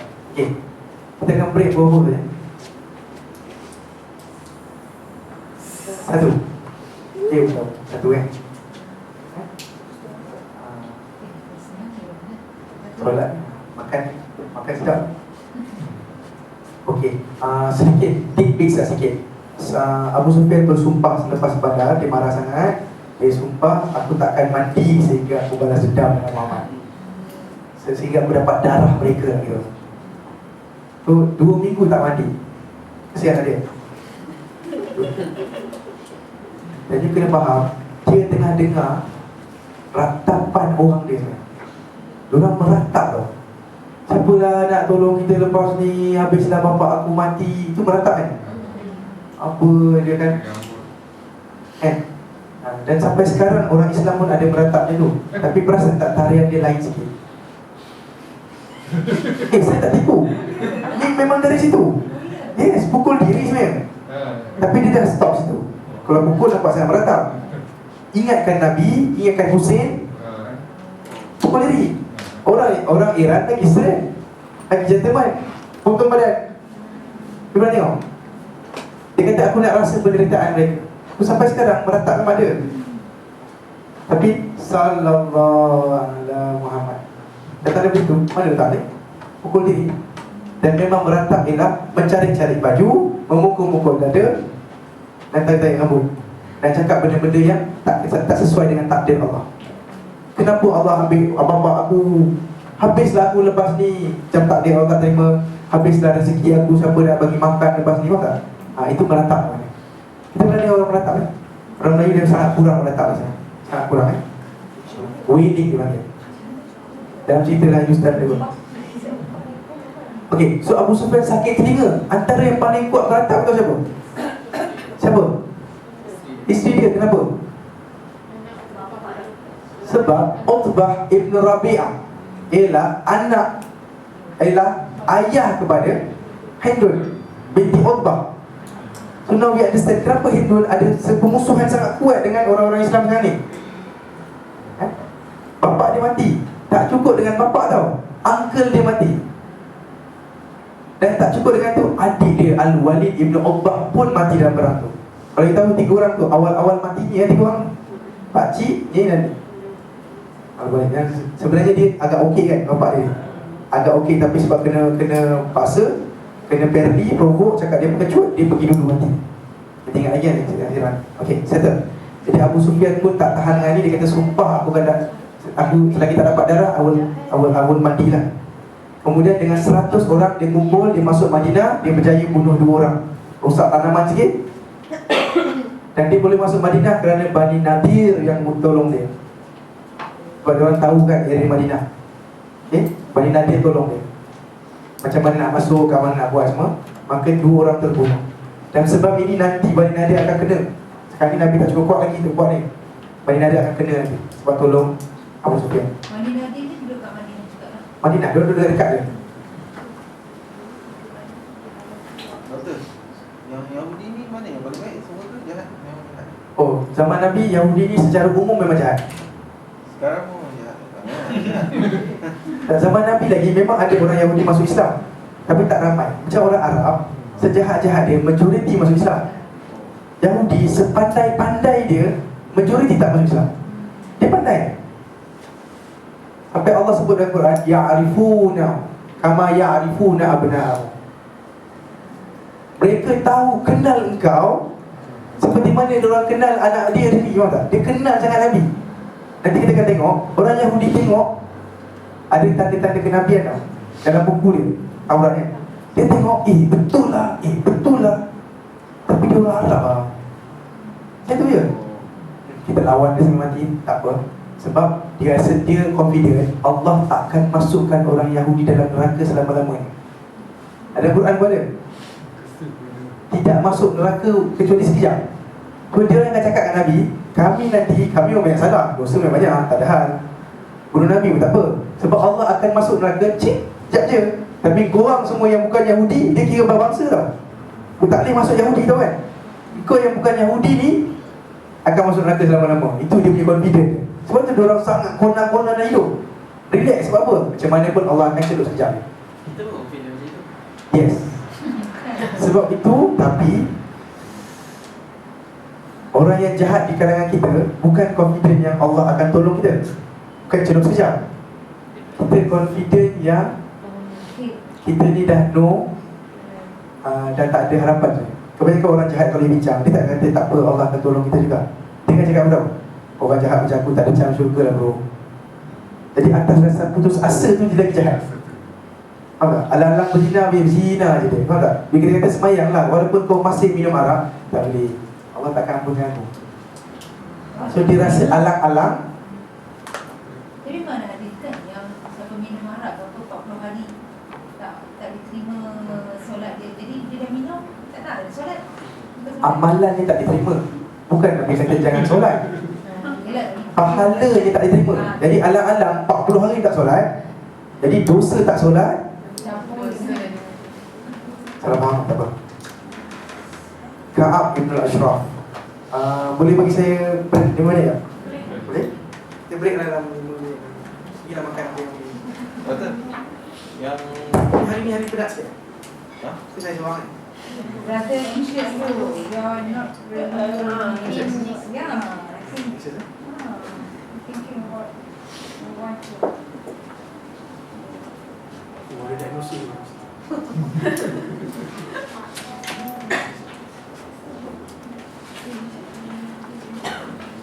Sebab tu saya merapu-rapu sekarang. Pasti lah. Kita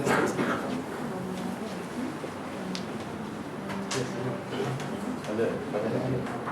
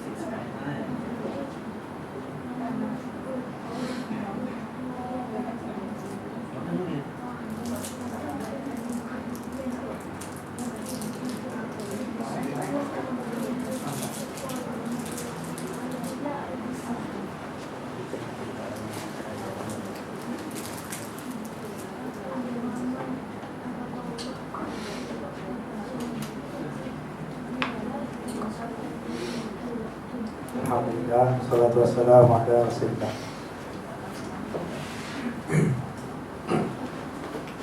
Okey, cerita Bani Qaynuqa settle. Abu Sufyan sumpah settle. Nak cerita satu lagi kisah yang kontroversi, yang kalau orang bukan Islam dengar, dia akan cakap Nabi awak memang kejam. Dan ini tidak mengikut Convention Geneva. Kalau siapa yang tahu pasal peperangan dia tak ikut mana-mana convention, kerana ini ialah assassination yang diarahkan oleh Nabi. Nabi arahkan, tahu tak apa maksud assassination? Bermaksud pembunuhan yang bukan dalam perang, secara senyap-senyap tanpa orang tu tahu.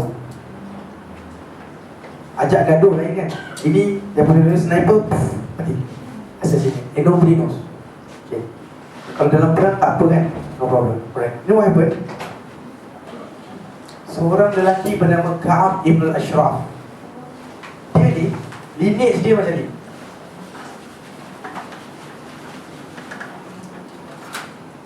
Bapak dia kahwin dengan mak dia, tempat dia. Standard macam kita semua. Bapak dia ni ialah orang Arab yang sudah bunuh orang dekat tempat dia. Kata saya rasanya dia mungkin orang Yaman. So dia lari sampai Madinah dan mencari perlindungan sebab dia bunuh orang, dia buat salah. Jadi Bani Nadir punya ketua ambil dia, dan dia kahwin dengan salah seorang perempuan Bani Nadir, dan mereka adopt dia. Dah faham tak adoption? They adopt him. Now he's part of them. Sebab tu diorang bagi kahwin dengan anak dia, dan dia hidup macam mereka. Maka datanglah satu anak yang sangat handsome sebab ada campuran dua bangsa, betul tak? Biasanya campuran dua bangsa akan keluarkan antara anak yang sangat pelik muka dia, contohnya belang-belang, ataupun yang sangat handsome ataupun cantik. Dia ni turn out to be handsome. Alhamdulillah. Ka'ab Ibn Ashraf. So dia ni orang yang besar di tempat dia. Antaranya lah, diorang respect dia sebab dia smart, handsome, dan dia juga pandai, dan dia kaya lah. Dia orang yang atas-atas. So dekat Bani Nadir ni, dia antara orang yang atasan Bani Nadir. Apa dia buat? Ingat tak saya cakap Abu Sufyan pernah dibantu oleh Bani Nadir? Dia lah orang yang bincang dengan Abu Sufyan. Okay? Dan ada riwayat menunjukkan yang dia pergi Mekah bincang Abu Sufyan macam mana nak bunuh Muhammad. Dan satu lagi kisah, lagi sekali mereka memalukan perempuan Islam. Dan kita boleh tengok macam mana orang Islam sebenarnya sangat respect kepada Muslimah, kan? Kita sebenarnya generally orang Islam secara sirahnya kita sangat respect dengan Muslimah, dan kita sangat protect Muslimah sebenarnya. Tapi orang dah protect sampai perangai jahiliah dah masuk balik dalam hati-hati lelaki ni, dia dah mula suppress pula perempuan. Dulu suppress, tukar jadi protect, sekarang jadi suppress sekali, sebab jahiliah dah masuk balik dalam hati. Dan itu yang berlaku sampai sekarang, sampai ada sistem Islam dan sebagainya, betul tak? Itu bukan orang jahat tu, pada pendapat saya lah. Mereka ini dia react kepada perangai lelaki yang buruk-buruk. Sampai kan kalau contohnya proses perceraian dan sebagainya, kalau pergi Jabatan Agama, set ustaz kan rapat kan, Jabatan Agama, dengan cakap tak ada apa-apa lah, minum arak je, tak boleh. Dia faham tak? Alah pukul sikit-sikit tu biasalah buat. Dia faham tak? Tak boleh, saya tak diterima benda ni. Nabi pun tak terima perkara macam ni, sebab kita sangat hormat kepada perempuan. Back kepada kisah. Itu Ka'ab bin Ashraf buat apa? Antara sebab orang respect dia adalah dia pandai buat poetry, syair. Okay? So dia orang ni macam artis lah, orang respect. Okay? Apa jadi? Dia buat poetry yang mengutuk wanita-wanita Islam. Dan bukan setakat kutuk lah, bukan kata bodoh, tak pandai fikir apa, bukan. Dia bagi syair-syair yang seksual, yang lucah tentang perempuan Islam. Dan sampaikan periwayat ni sampai tak sanggup nak cakap apa yang dia cakap. That bad it is lah. Tak sanggup nak cakap pun, tak payah riwayatkan lah. Just cukuplah untuk aku cakap buruk sangat apa yang dia cakap pasal perempuan Islam. Dan dia ada sebut nama lagi. Dia buat macam apa? Dia macam buat satira tu. Satire kan. Ummu Fadal. Oh, siapa yang tak suka Ummu Fadal ni gitu. Badannya ni, lemaknya macam ni, faham tak? Kat mana sebab orang Arab memang suka dengan lemak-lemak ni. Kalau kita tahu orang Arab tak suka perempuan kurus. Size 0 dia tak suka. Sama tu. Betul. Kebanggaan dia lah pada besar sikit lah. Tak tahu lah besar mana kan. Besar sikit. So dia cakap itu, kemudian dia cakap benda-benda lucah. Na'udzubillah. Lucah. Nabi tak boleh tahan dengan apa yang dia buat. Campur-campur semua. Nabi buat keputusan. Nabi kata apa? Dia kata sahabat Nabi, siapa nak settlekan Ka'ab bin Ashraf ini, dia sudah menyakiti Allah dan Rasul. Sebab bila dia sakiti perempuan Muslim, dia menyakiti Allah, dan dia juga menyakiti Rasul. Maka apa Nabi kata? Siapa nak uruskan dia? Maka Muhammad bin Maslamah. Betul tak Muhammad Maslamah? Betul. Muhammad bin Maslamah, seorang orang Madinah. Dia volunteer. Lepas dia volunteer, dia balik rumah. Tapi Nabi tak jumpa dia 3 hari 3 malam. 3 hari Nabi tak jumpa dia. Nabi kata pergi cari Muhammad je. Mana dia? Rupanya dia dekat rumah tengah berbolak-balik hati, jawab tak? Dia dah terima dah kerja ni. Kemudian dia balik, dia fikir boleh ke aku buat? Kalau tak berjaya macam mana? Jawab tak? Kalau tak berjaya akan ada repercussion tau. Kalau Muhammad SAW tak jadi bunuh dia, dia tahu, oh Muhammad SAW, orang Islam buat macam ni, dia akan cakap orang Yahudi mungkin akan perang dan sebagainya. So, kalau tak jadi macam mana? Aku mampu ke? Aku berani ke? Itu soalan-soalan yang ada ni. Kemudian Nabi panggil dia. Nabi kata, kenapa? Dia kata, aku takut. Nabi kata, Allah bersama kau lah. Jangan risau. You just do what you can do. Nabi kata, buat apa yang kau mampu. Kemudian Muhammad pun tanya soalan ni. Muhammad bin Maslamah, Ibnu Maslamah, dia tanya, wahai Nabi, boleh ke aku cakap benda yang tak betul? Tengok orang Islam, dia nak menipu, dia cakap dengan Nabi siap-siap. Boleh ke aku nak guna helah sikit? Sebab macam mana nak bunuh orang kalau tak ada helah? Sebab masa tu tak ada senapang tau, dari jauh kan. So you must at least lure him into your territory and then kill him kan. Bawa dia, umpan dia. Macam mana umpan? Kau tak tipu. Dia kata, Nabi, aku akan cakap perkataan yang tak betul, tak apa ke? Nabi kata tak apa. Nabi bagi dia special permission. You can say what you want to say. So dia buat plan dengan 2-3 kawan dia. Orang plan ni memang sangat well planned lah. 2-3 kawan. Dia buat apa tau? Dia pergi jumpa Ka'ab. Ka'ab ni musuh lah kan, tak suka dengan Nabi. Dia jumpa Ka'ab. Dia kata, Ka'ab, Muhammad ni kan, dia cakap macam soalan tak puas hati lah. Soalan dia macam munafik lah. Muhammad ni, sebab time tu dah ramai dah orang yang sebenarnya cakap depan-depan aku okey, tapi belakang Nabi mengagut dari tu. Hanya sebab dia jadi ketua sini, kita layan je lah. Okay? Dan Allah reference benda ni dalam Quran dan surah Al-Baqarah kan. Dan apabila mereka jumpa dengan syaitan-syaitan mereka, mereka akan berkata, kami tu main-main je. Innama nahnu mustahzi'un. Kan, seluruh kami ni main-main je. Kami ni bersama kamu sebenarnya. Okay. Apa jadi? Muhammad jumpa Ka'ab, dia kata, Muhammad ni entahlah apa benda lah dia. Tak cukup dengan datang sini ambil tanah kita. Sebab kan Nabi tumpang Madinah. Lepas tu minta duit pula. Charity. Kan sedekah-sedekah semua kebagian. Aku pun pening lah dengan Muhammad ni. Dia nak cuba cakap dia tak suka. Ka'ab kata, itulah korang bagi sangat peluang kat dia. Kan dia dah datang macam ni dan dia buat macam ni. Apa nak macam mana? Sangkut lah korang dia kata. Sebab dia kira orang Yahudi kan. Sangkut lah korang bagi peluang. Kemudian Ka'ab kata, Muhammad kata, tak tahulah aku. Pinjam duit sikit. Nampak tak? First kali nak cuba game dulu. Pinjam duit sikit lah. Ka'ab kata, boleh. Berapa kau nak? Dia pun cakap lah apa dia nak. Bila kau nak bayar, dia sebut lah cagaran ni apa? Ka'ab kata, kau letaklah wife kau dekat rumah aku. Cagaran. Cagaran, style dia. Dia takkan buat apa? Cagaran. Tapi kalau kau ni, dia jadi hamba aku. Kalau kau tak boleh bayar setelah 10 hari, 15 hari, dia jadi hamba aku. Itu style dia. Yahudi. Bini kau, Nabi Muhammad Maslamah dah fikir siap-siap dah. Mana boleh Ka'ab, kau sikit punya handsome ke? Mesti orang kata bini aku akan minat kat kau bila duduk kat rumah kau. Mana aku nak percaya letak perempuan aku kat rumah kau? Kau handsome gila macam tu. Cik Ka'ab pun macam ego dia boost sikit lah. So, Tak apalah, kau letaklah anak-anak kau yang lelaki sebagai cagaran. Oh Kaab tak boleh, kau orang yang mulia macam ni. Mesti orang akan anggap kau dah ambil anak aku sebagai tawanan, sebagai hamba. Dan diorang ni akan terpaksa hidup sebagai hamba. Fikir, orang akan anggap dia hamba sampai dia mati. Sebab dah duduk rumah Kaab. Mana ada orang miskin-miskin di rumah Kaab? Hamba lah tu. Kaab pun terima lah alasan tu. Sebab dia layan dia punya ego tu lah. Kau kaya, kau hebat, kau mulia. Habis macam mana? Macam ni lah Kaab.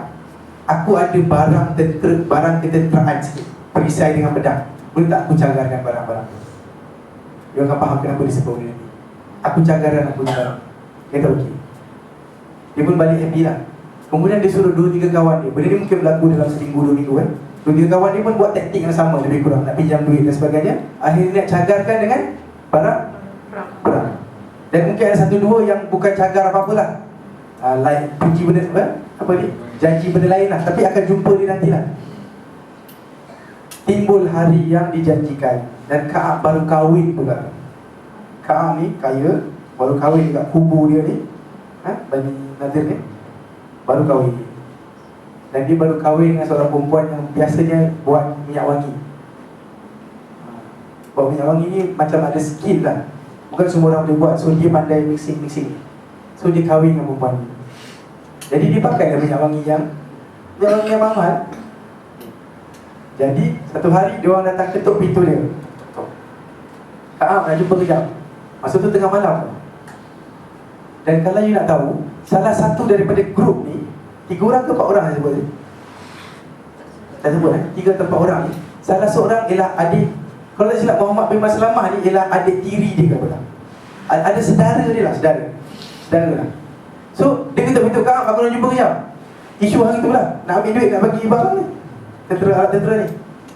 Tengah malam pula. Tapi Kaab ni orang yang ada ego tu. Kalau orang ketuk pintu aku kena jawab. Mungkin dia nak minta tolong. Dan memang minta tolong pun kan. Faham tak? Orang minta tolong, so dia akan cuba itu tolong. Sebab dia kononnya mulia lah. Dia nak jawab. Isteri dia kata jangan turun. Faham tak? Aku boleh, I can sense something wrong. Dalam bahasa Arab kita I can sense death. Something is wrong. Dan isteri cakap apa tau? Engkau ni orang yang sedang dalam perang, wahai Kaab. You know what it means? Sebab Kaab daripada awal lagi, dia kan geng dengan Abu Sufyan.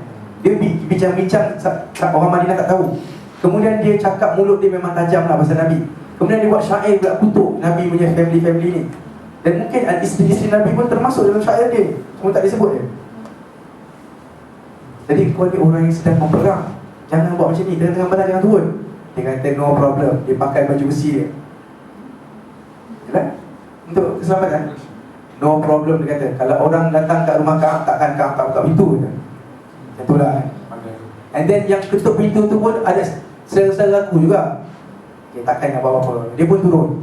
Dia tahu ada perjanjian kan. Dia pun sediakan duit dia. Dan dia kata jom keluar kita bincang luar sikit lah. Dia pun bincang jauh sikit. Bulan dah, kira dekat tempat bulan lah. Sebab kan dia kan kubu kan. So bulan cahaya dari bulan tu nampaklah Kaab dengan dia ni. So dia pun bincang-bincang semua kan. Dan diorang semua ada apa? Kenapa diorang ada pedang? Sebab nak cagarkan. Itulah taktik dia asal lagi ni. Nak cagarkan barang perang. Jadi tak ada hal lah pegang pedang. Setiap orang dia pegang 2-3 pedang atau 1 pedang. So tak ada hal. Bincang borak-borak lah. Borak-borak sambung balik. Minum malam macam biasa, orang lelaki. Borak. Tiba-tiba Kaab, wangi je kau ni. Ni taktik dia. Wangi je kau. Supaya diorang tak tahu nak buat macam mana sebenarnya. Faham tak? Diorang tak tahu, nak tahu promo dia, tak tahu nak bunuh macam mana. So bawa wangi je kau. Biasanya orang Arab, dia akan letak minyak wangi kat mana tahu tak? Antara tempat dia letak dengan kepala. Allahuakbar. Sebab Nabi pun akan ada tahu, kita kata rambut dia berkilat-kilat, ada kesan minyak wangi. Kalau you pernah tengok hadis-hadis tentang haji, sebelum dia umrah, dia letak minyak wangi siap-siap. Kemudian dia berihram. Jadi dia kata ada nampak like glistening lah of the, yeah. So memang budaya dia gitulah kan style. Kita kat sini so baru sikit wangi betul lah. Seorang lagi dia nak wangi, wangi betul lah. Dia pun banggalah, aku baru je kahwin dengan perempuan bawah yang itu. Memang bagi tak bagi tak? Seorang lagi tu, itu macam seorang tu lagi tolak, tarik lebih sikit. Betul ke? Faham tak? Dia tarik kepala Kaab, lepas tu dia kata, settle kan? Dia pun buat. Terkena baju besi Kaab pun, tak kena, dia deflect kena tangan dia. Kemudian dia tarik lagi, boom juga, dapat juga. Tapi kena tangan kawan. Satu kawan dia memang putus jari lah saya. Sakit lah. So Kaab terbunuhlah Kaab. Settle. Diorang pun lari jumpa Nabi. Yarham. Nabi sangat happy, alhamdulillah settle. Maka terbunuhlah Kaab. Ada masalah cerita? Ya? Assassination. Nabi menyuruh assassination.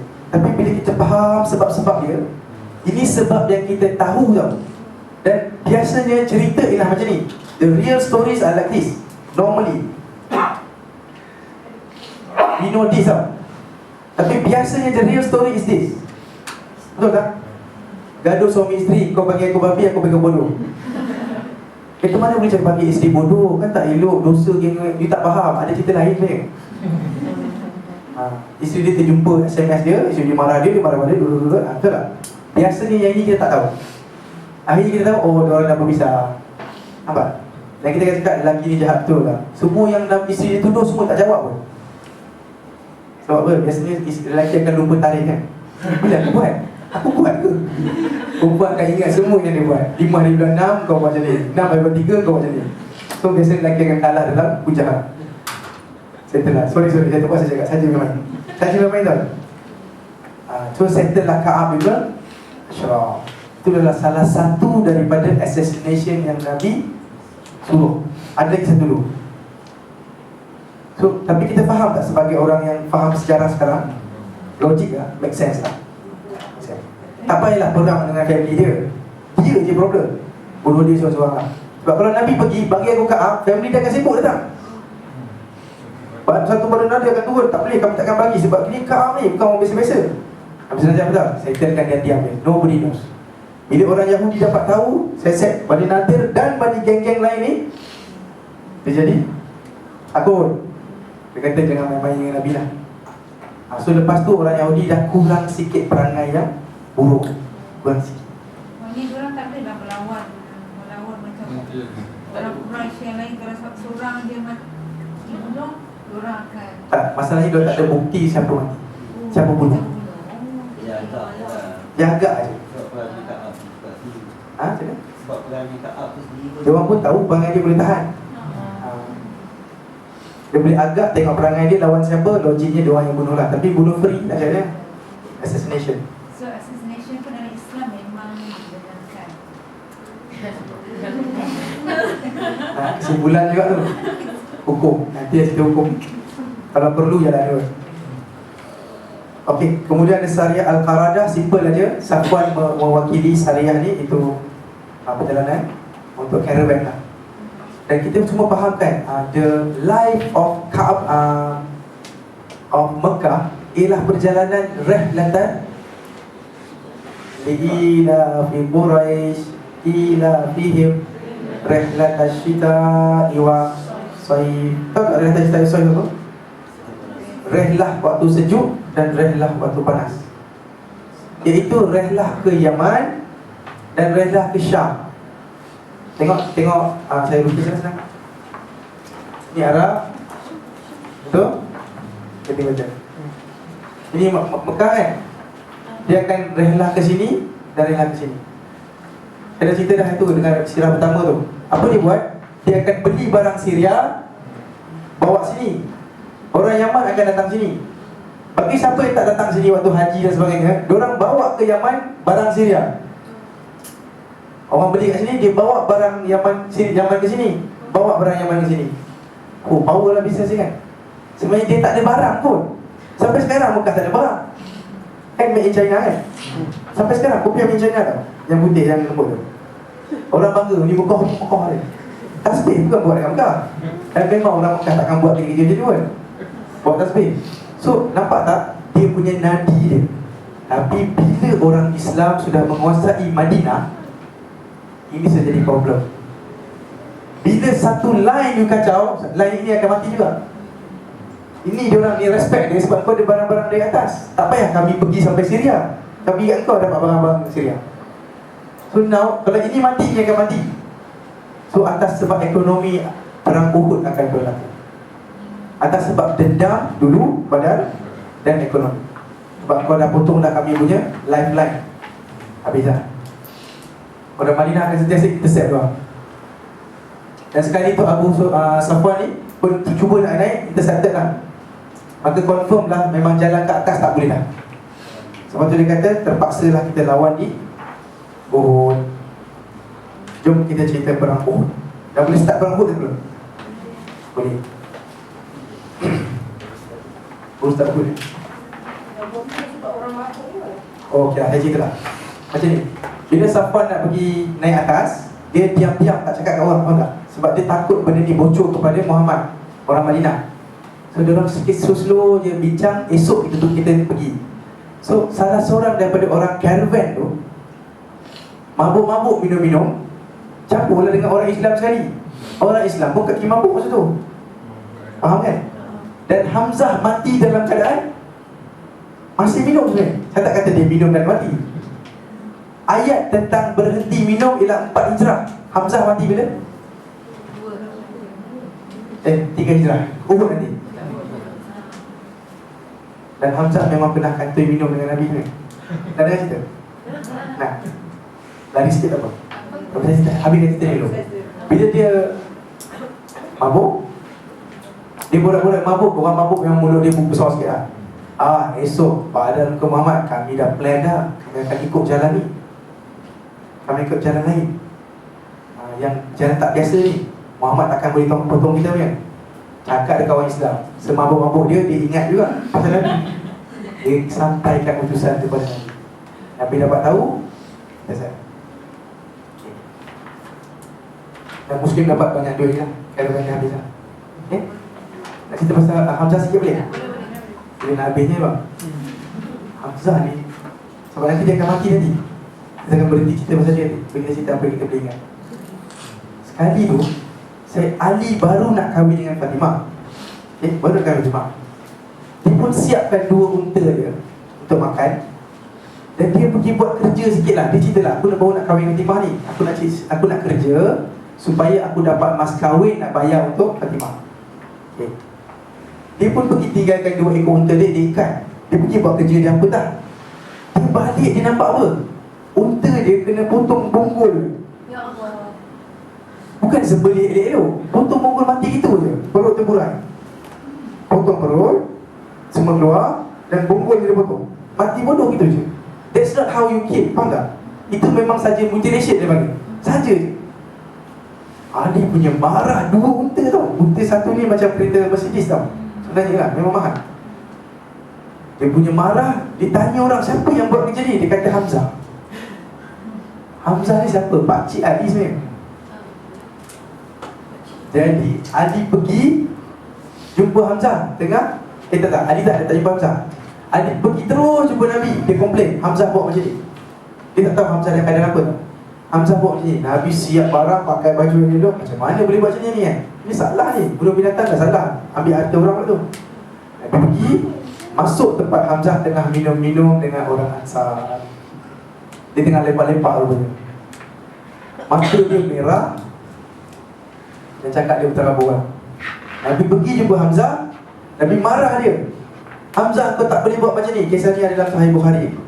Kau tak boleh buat macam ni. Kau salah usah ni. Salah pendek. Hamzah terus angkat kepala.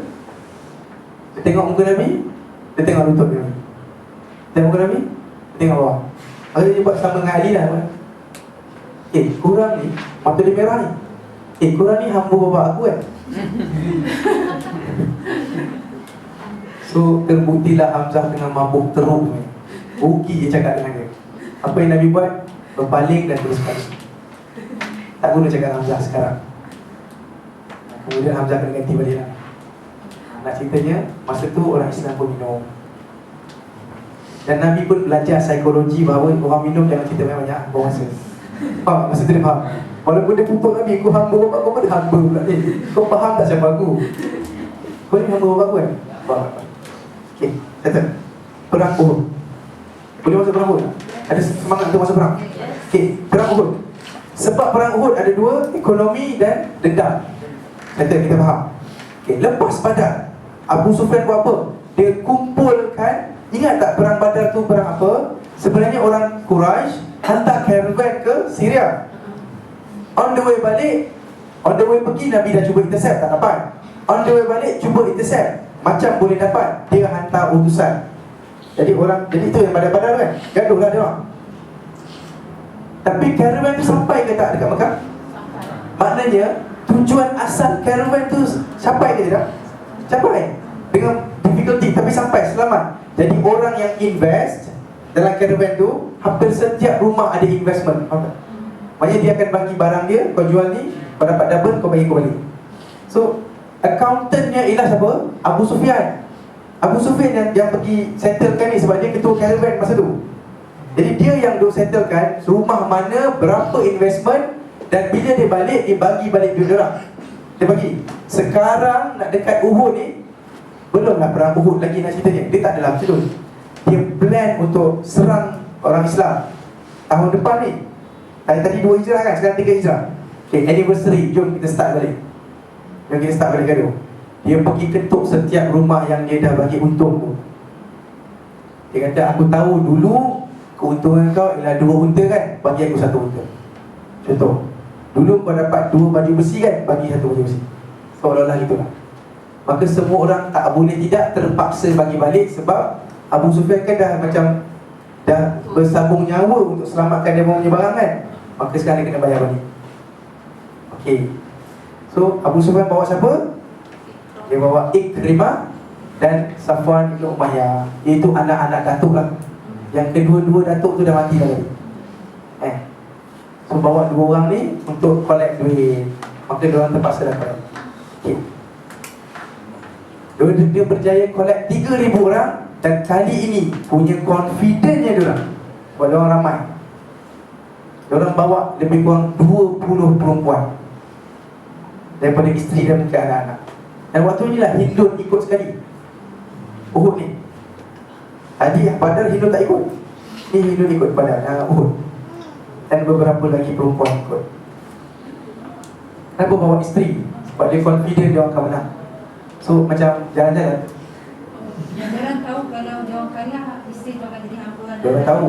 Diorang tak entertain pun that fact. Sebab diorang bajet kali ini kita mesti menang. Sebab kita lengkap. Muhammad kan miskin. Dia takkan ada baju perang macam kita. Nampak tak lepas tu diorang ada? Yes. Berbanding orang Islam 100 dia boleh collect. Siapa pun takkan tolong dia. Okay? Alright. Apa jadi tau? Abbas dapat tahu. Kena bayangkan Abbas dah balik Mekah balik Abbas dah dilepaskan dengan tebusan dia. Okay? Abbas belum masuk Islam full lagi tau. Dia kat Mekah, dia tengok apa yang tengah berlaku, dia kata, dan diorang ni tak masukkan Abbas pun dalam meeting. Takut Abbas ni kan pakcik Nabi. Takut dia cerita. Tak masuk, Bani Hashim tak masuk dalam meeting. Ni meeting kita-kita je. Dan kalau tak silap diberitakan Abu Lahab pun tak masuk meeting. Sebab dia Bani Hashim, macam mana pun dia pakcik Nabi. Takut dia rasa bersalah ke apa kan, dia tak payah masuk lah. Dia ketua Mekah juga. Abu Lahab. Tak. Oh, sekarang masukkan But actually kan, by right, there's no such thing as ketua Mekah. Dia faham? Semua tribes. Cuma ada satu tribe yang kuat sikit daripada tribe lain, itu Bani Hashim. Sebab Abdul Muttalib, dia jumpa Zamzam. Sebab dia jumpa Zamzam, maka kedudukan dia tinggi sikit. Sebab air sangat important untuk orang desert kan. So dia jumpa Zamzam, kedudukan dia jadi tinggi. Sebab mimpi dia, so orang anggap dia macam tinggi sikit lah. Sebab itu Abdul Muttalib nak dekat jadi raja sebelum dia mati. Dia ketua satu kabilah. Kabilah lain banyak, ada 20-30 lagi. Tapi akhirnya dia stand out lah. Okay? Dan Nabi akan guna nama Abdul Muttalib tau sampai mati tau. Faham tak? Ada perang, Nabi akan guna nama Abdul Muttalib. Dah mati dah ni. Nak guna macam semangat datuk dia tu, supaya diorang ni semua dengar cakap dia. Saya akan cakap dia akan sampai nanti Abdul Muttalib. Jadi kena faham tak ada ketua Mekah sebenarnya. Cuma Abu Sufyan ni, daripada semua tribe-tribe bawah Quraisy, bawah dia ada sub-tribe kan. Ada Bani Hashim, ada Bani Makhzum, ada Bani Umayyah, betul tak? Ada Bani Taim, ada Bani Adi. Bani Taim ni Abu Bakar, Bani Adi ni Umar. Bani Makhzum ni ialah Abu Jahal, Nabi, Abu Lahab, semua tu dari Bani Hashim. Perasan tak kadang-kadang dia cakap Muhammad Al-Hashimi Al-Quraisy. Ini je sebenarnya. Kalau ikut ketat kecil Hashim, tribe besar lagi Quraisy. Kadang-kadang diorang ni ikutlah, kalau gaduh-gaduh nak cuba berbaik, diorang akan cuba Common point. sebut yang besar sikit supaya tribe lain pun termasuk. Faham tak? Akhirnya diorang ni kan dapat datuk yang sama. So ini Bani Mudar. Ada tak salah satu daripada moyang Nabi namanya Mudar? Oh, kita sama set-set orang Mudar, jangan gaduh lah. Faham tak? Bila gaduh dengan geng ni kan, macam ni kan, kita ni orang Mudar juga macam mana pun. Kalau gaduh sama-sama ni, kita kan orang Quraisy, janganlah gaduh. Tapi kalau nak fight, aku Bani Hashim, kau Bani Makhzum. Kalau nak fight, kita ambil kecil. Kalau nak berbaik, kita ambil besar. Boleh faham kita cakap dah tu? Okay. So tribe dia tribe. Dia tak ada king. Sebab itu dia dipanggil jahiliyah. Diorang tak ada tamadun yang cantik, tahu tak? Diorang hidup sendiri je masing-masing. Sebab there's no one king. Kan? Roman dengan Parsi ada satu king. Sebab tu diorang boleh plan. Okay. Okay, Abbas ni yang separuh-separuh Islam ni hantar utusan ke Madinah nak tolong anak saudara dia. Nabi dapat utusan tu, Nabi terima, tapi Nabi tak percaya 100%. Nabi hantar juga satu spy lagi untuk confirmkan keadaan dia. Dan bila confirm baru Nabi kata, jom kita meeting. Sebab confirm diorang dah kumpul 3,000 orang. Faham tak? Maknanya dalam Islam, kita tak boleh, walaupun orang tu orang baik, kita jangan percaya 100%. Mungkin dia salah dengar. Abbas ni pakcik dia, mungkin salah dengar. Mungkin orang Quraisy tipu dia, nak trick dia. Tengok dia tu geng aku ke geng Nabi. Mungkin trick. Cakap kat Abbas, kita nak serang anak saudara kau. Dia pun hantar utusan. Trick dia, mungkin dia mati tau disebabkan trick ni. Jadi Nabi sangat hati-hati atas spy. Confirm baru dia terima. Kita akan berhenti dalam 10 minit ya. Tanya sikit. Kalau misalnya contohnya orang Quraisy Mekah dia nak menyerang Madinah, plan asal dia supaya orang Nabi tak tahu langsung. Yes. Bukan perang Dia dekat baru Islam. Oh, jadi How come dia boleh kumpul dalam masa 1 or 2 years 3,000 orang? Apa yang dia bagi-bagi lain yang tak pernah terlibat perang atau apa yang what is the Semangat. catch? ekonomi lah kot. Sebab dia kan berniaga juga ke atas. The survival Mekah lah. Okay. Mekah ialah kecil je. Orang dalam Mekah mungkin 1,200 orang campur semua saja. Faham tak? Kita kena bayangkan, bukan 10,000, memang mungkin 1,000 je. 1,000 duduk. Ketika itu yang duduk jadi sampai 3,000 ni, ada askar-askar dari Tihamah dengan Kinanah tu. Askar-askar yang duduk luar Mekah. Bukan askar bani-bani lain lah, yang kuat-kuat lah. Dan diorang ni tribe yang lagi besar. Cumanya tribe dia sudah hilang kekuasaan. Dulu tribe ni kuat, tapi sekarang Bani Hashim yang dihormati, Quraisy yang dihormati. Dulu diorang ni, contohnya satu bani tu, dari Bani Kindah, dia sangat dihormati saya. Kita dah bincang tu kan, sirah yang utama kan. Dia ada raja dulu. Orang Arab pernah ada raja, tapi dah kalah lah. Jadi ini semua bekas-bekas orang teror-teror lah. So bila dia orang minta tolong, dia akan tolong. Sebab kena ingat, macam mana pun Mekah adalah tempat worship kan. Tempat ni. Jadi kalau orang yang menjaga haram ni akan dibantu lah. Soalnya macam kalau kami kalah, habislah kita punya idols. Okay. Nabi pun meeting. Meeting ni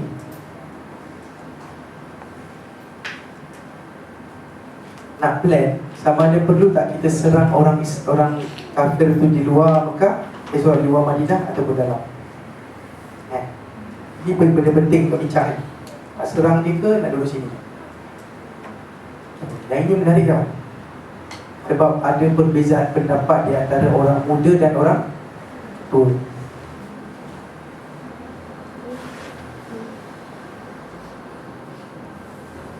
Biasa orang tua, siapa yang lebih semangat? Orang muda kan? Okey, dalam meeting tu ada bunyilah kata Nabi berpendapat kita bertahan dalam Madinah. Kemudian Abdullah Ibn Ubay pun setuju. Ketua munafik setuju dengan Nabi hari ini. Biasa tak setuju tak? Hari ini Ibn Ubay setuju dengan Nabi. Dia kata betul, kerana kami tak pernah kalah bila kami lawan dalam Madinah. Kita dululah. Sebab Madinah ni fortress tau. Dia macam kubu sendiri. Macam mana? Dia ada banyak pokok semua tu. Jadi orang luar tak pandai nak lawan kat situ. Orang boleh sorok belakang pokok dan sebagainya. Kalau macam Mekah, dia open, tanah pasir-pasir je kan. So kalau lawan orang ada berdepan. Diorang tak, dia orang macam ada kubu. Jadi dia kata dia tak pernah kalah kalau lawan dengan Madinah. Okay. Orang muda bangun. Dia cakap, no, kenapa kita nak lawan mereka macam pengecut? Duduk kat rumah kita masing-masing. Jom kita tunjuk yang kita juga berani. Kita keluar dari Madinah, kita lawan dekat luar. Make sense? Make sense juga kan?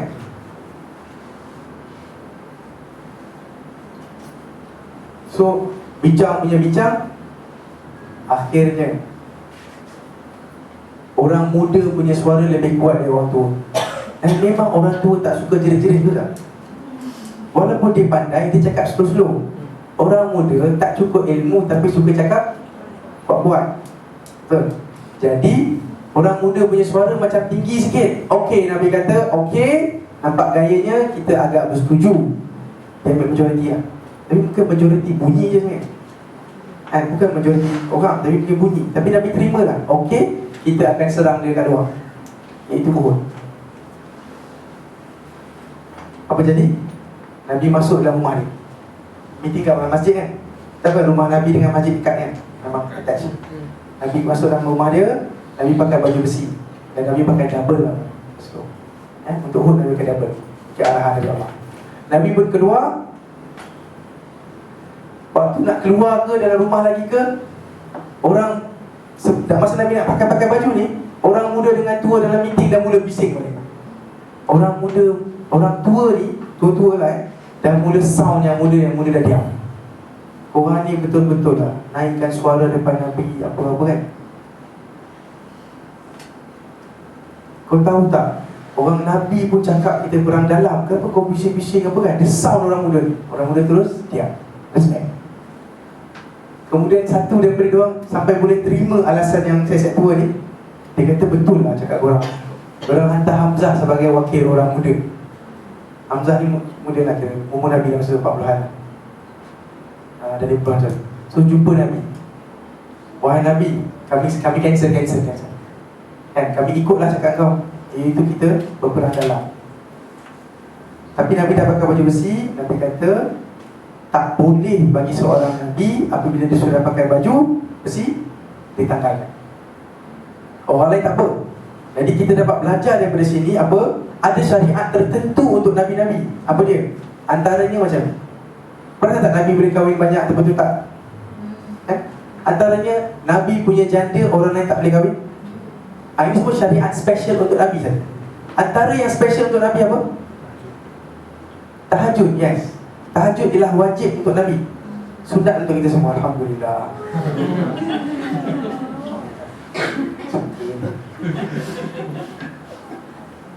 Tak patut. Okay, so kita berhenti setakat tu. Okay, jomlah orang muda mula dah.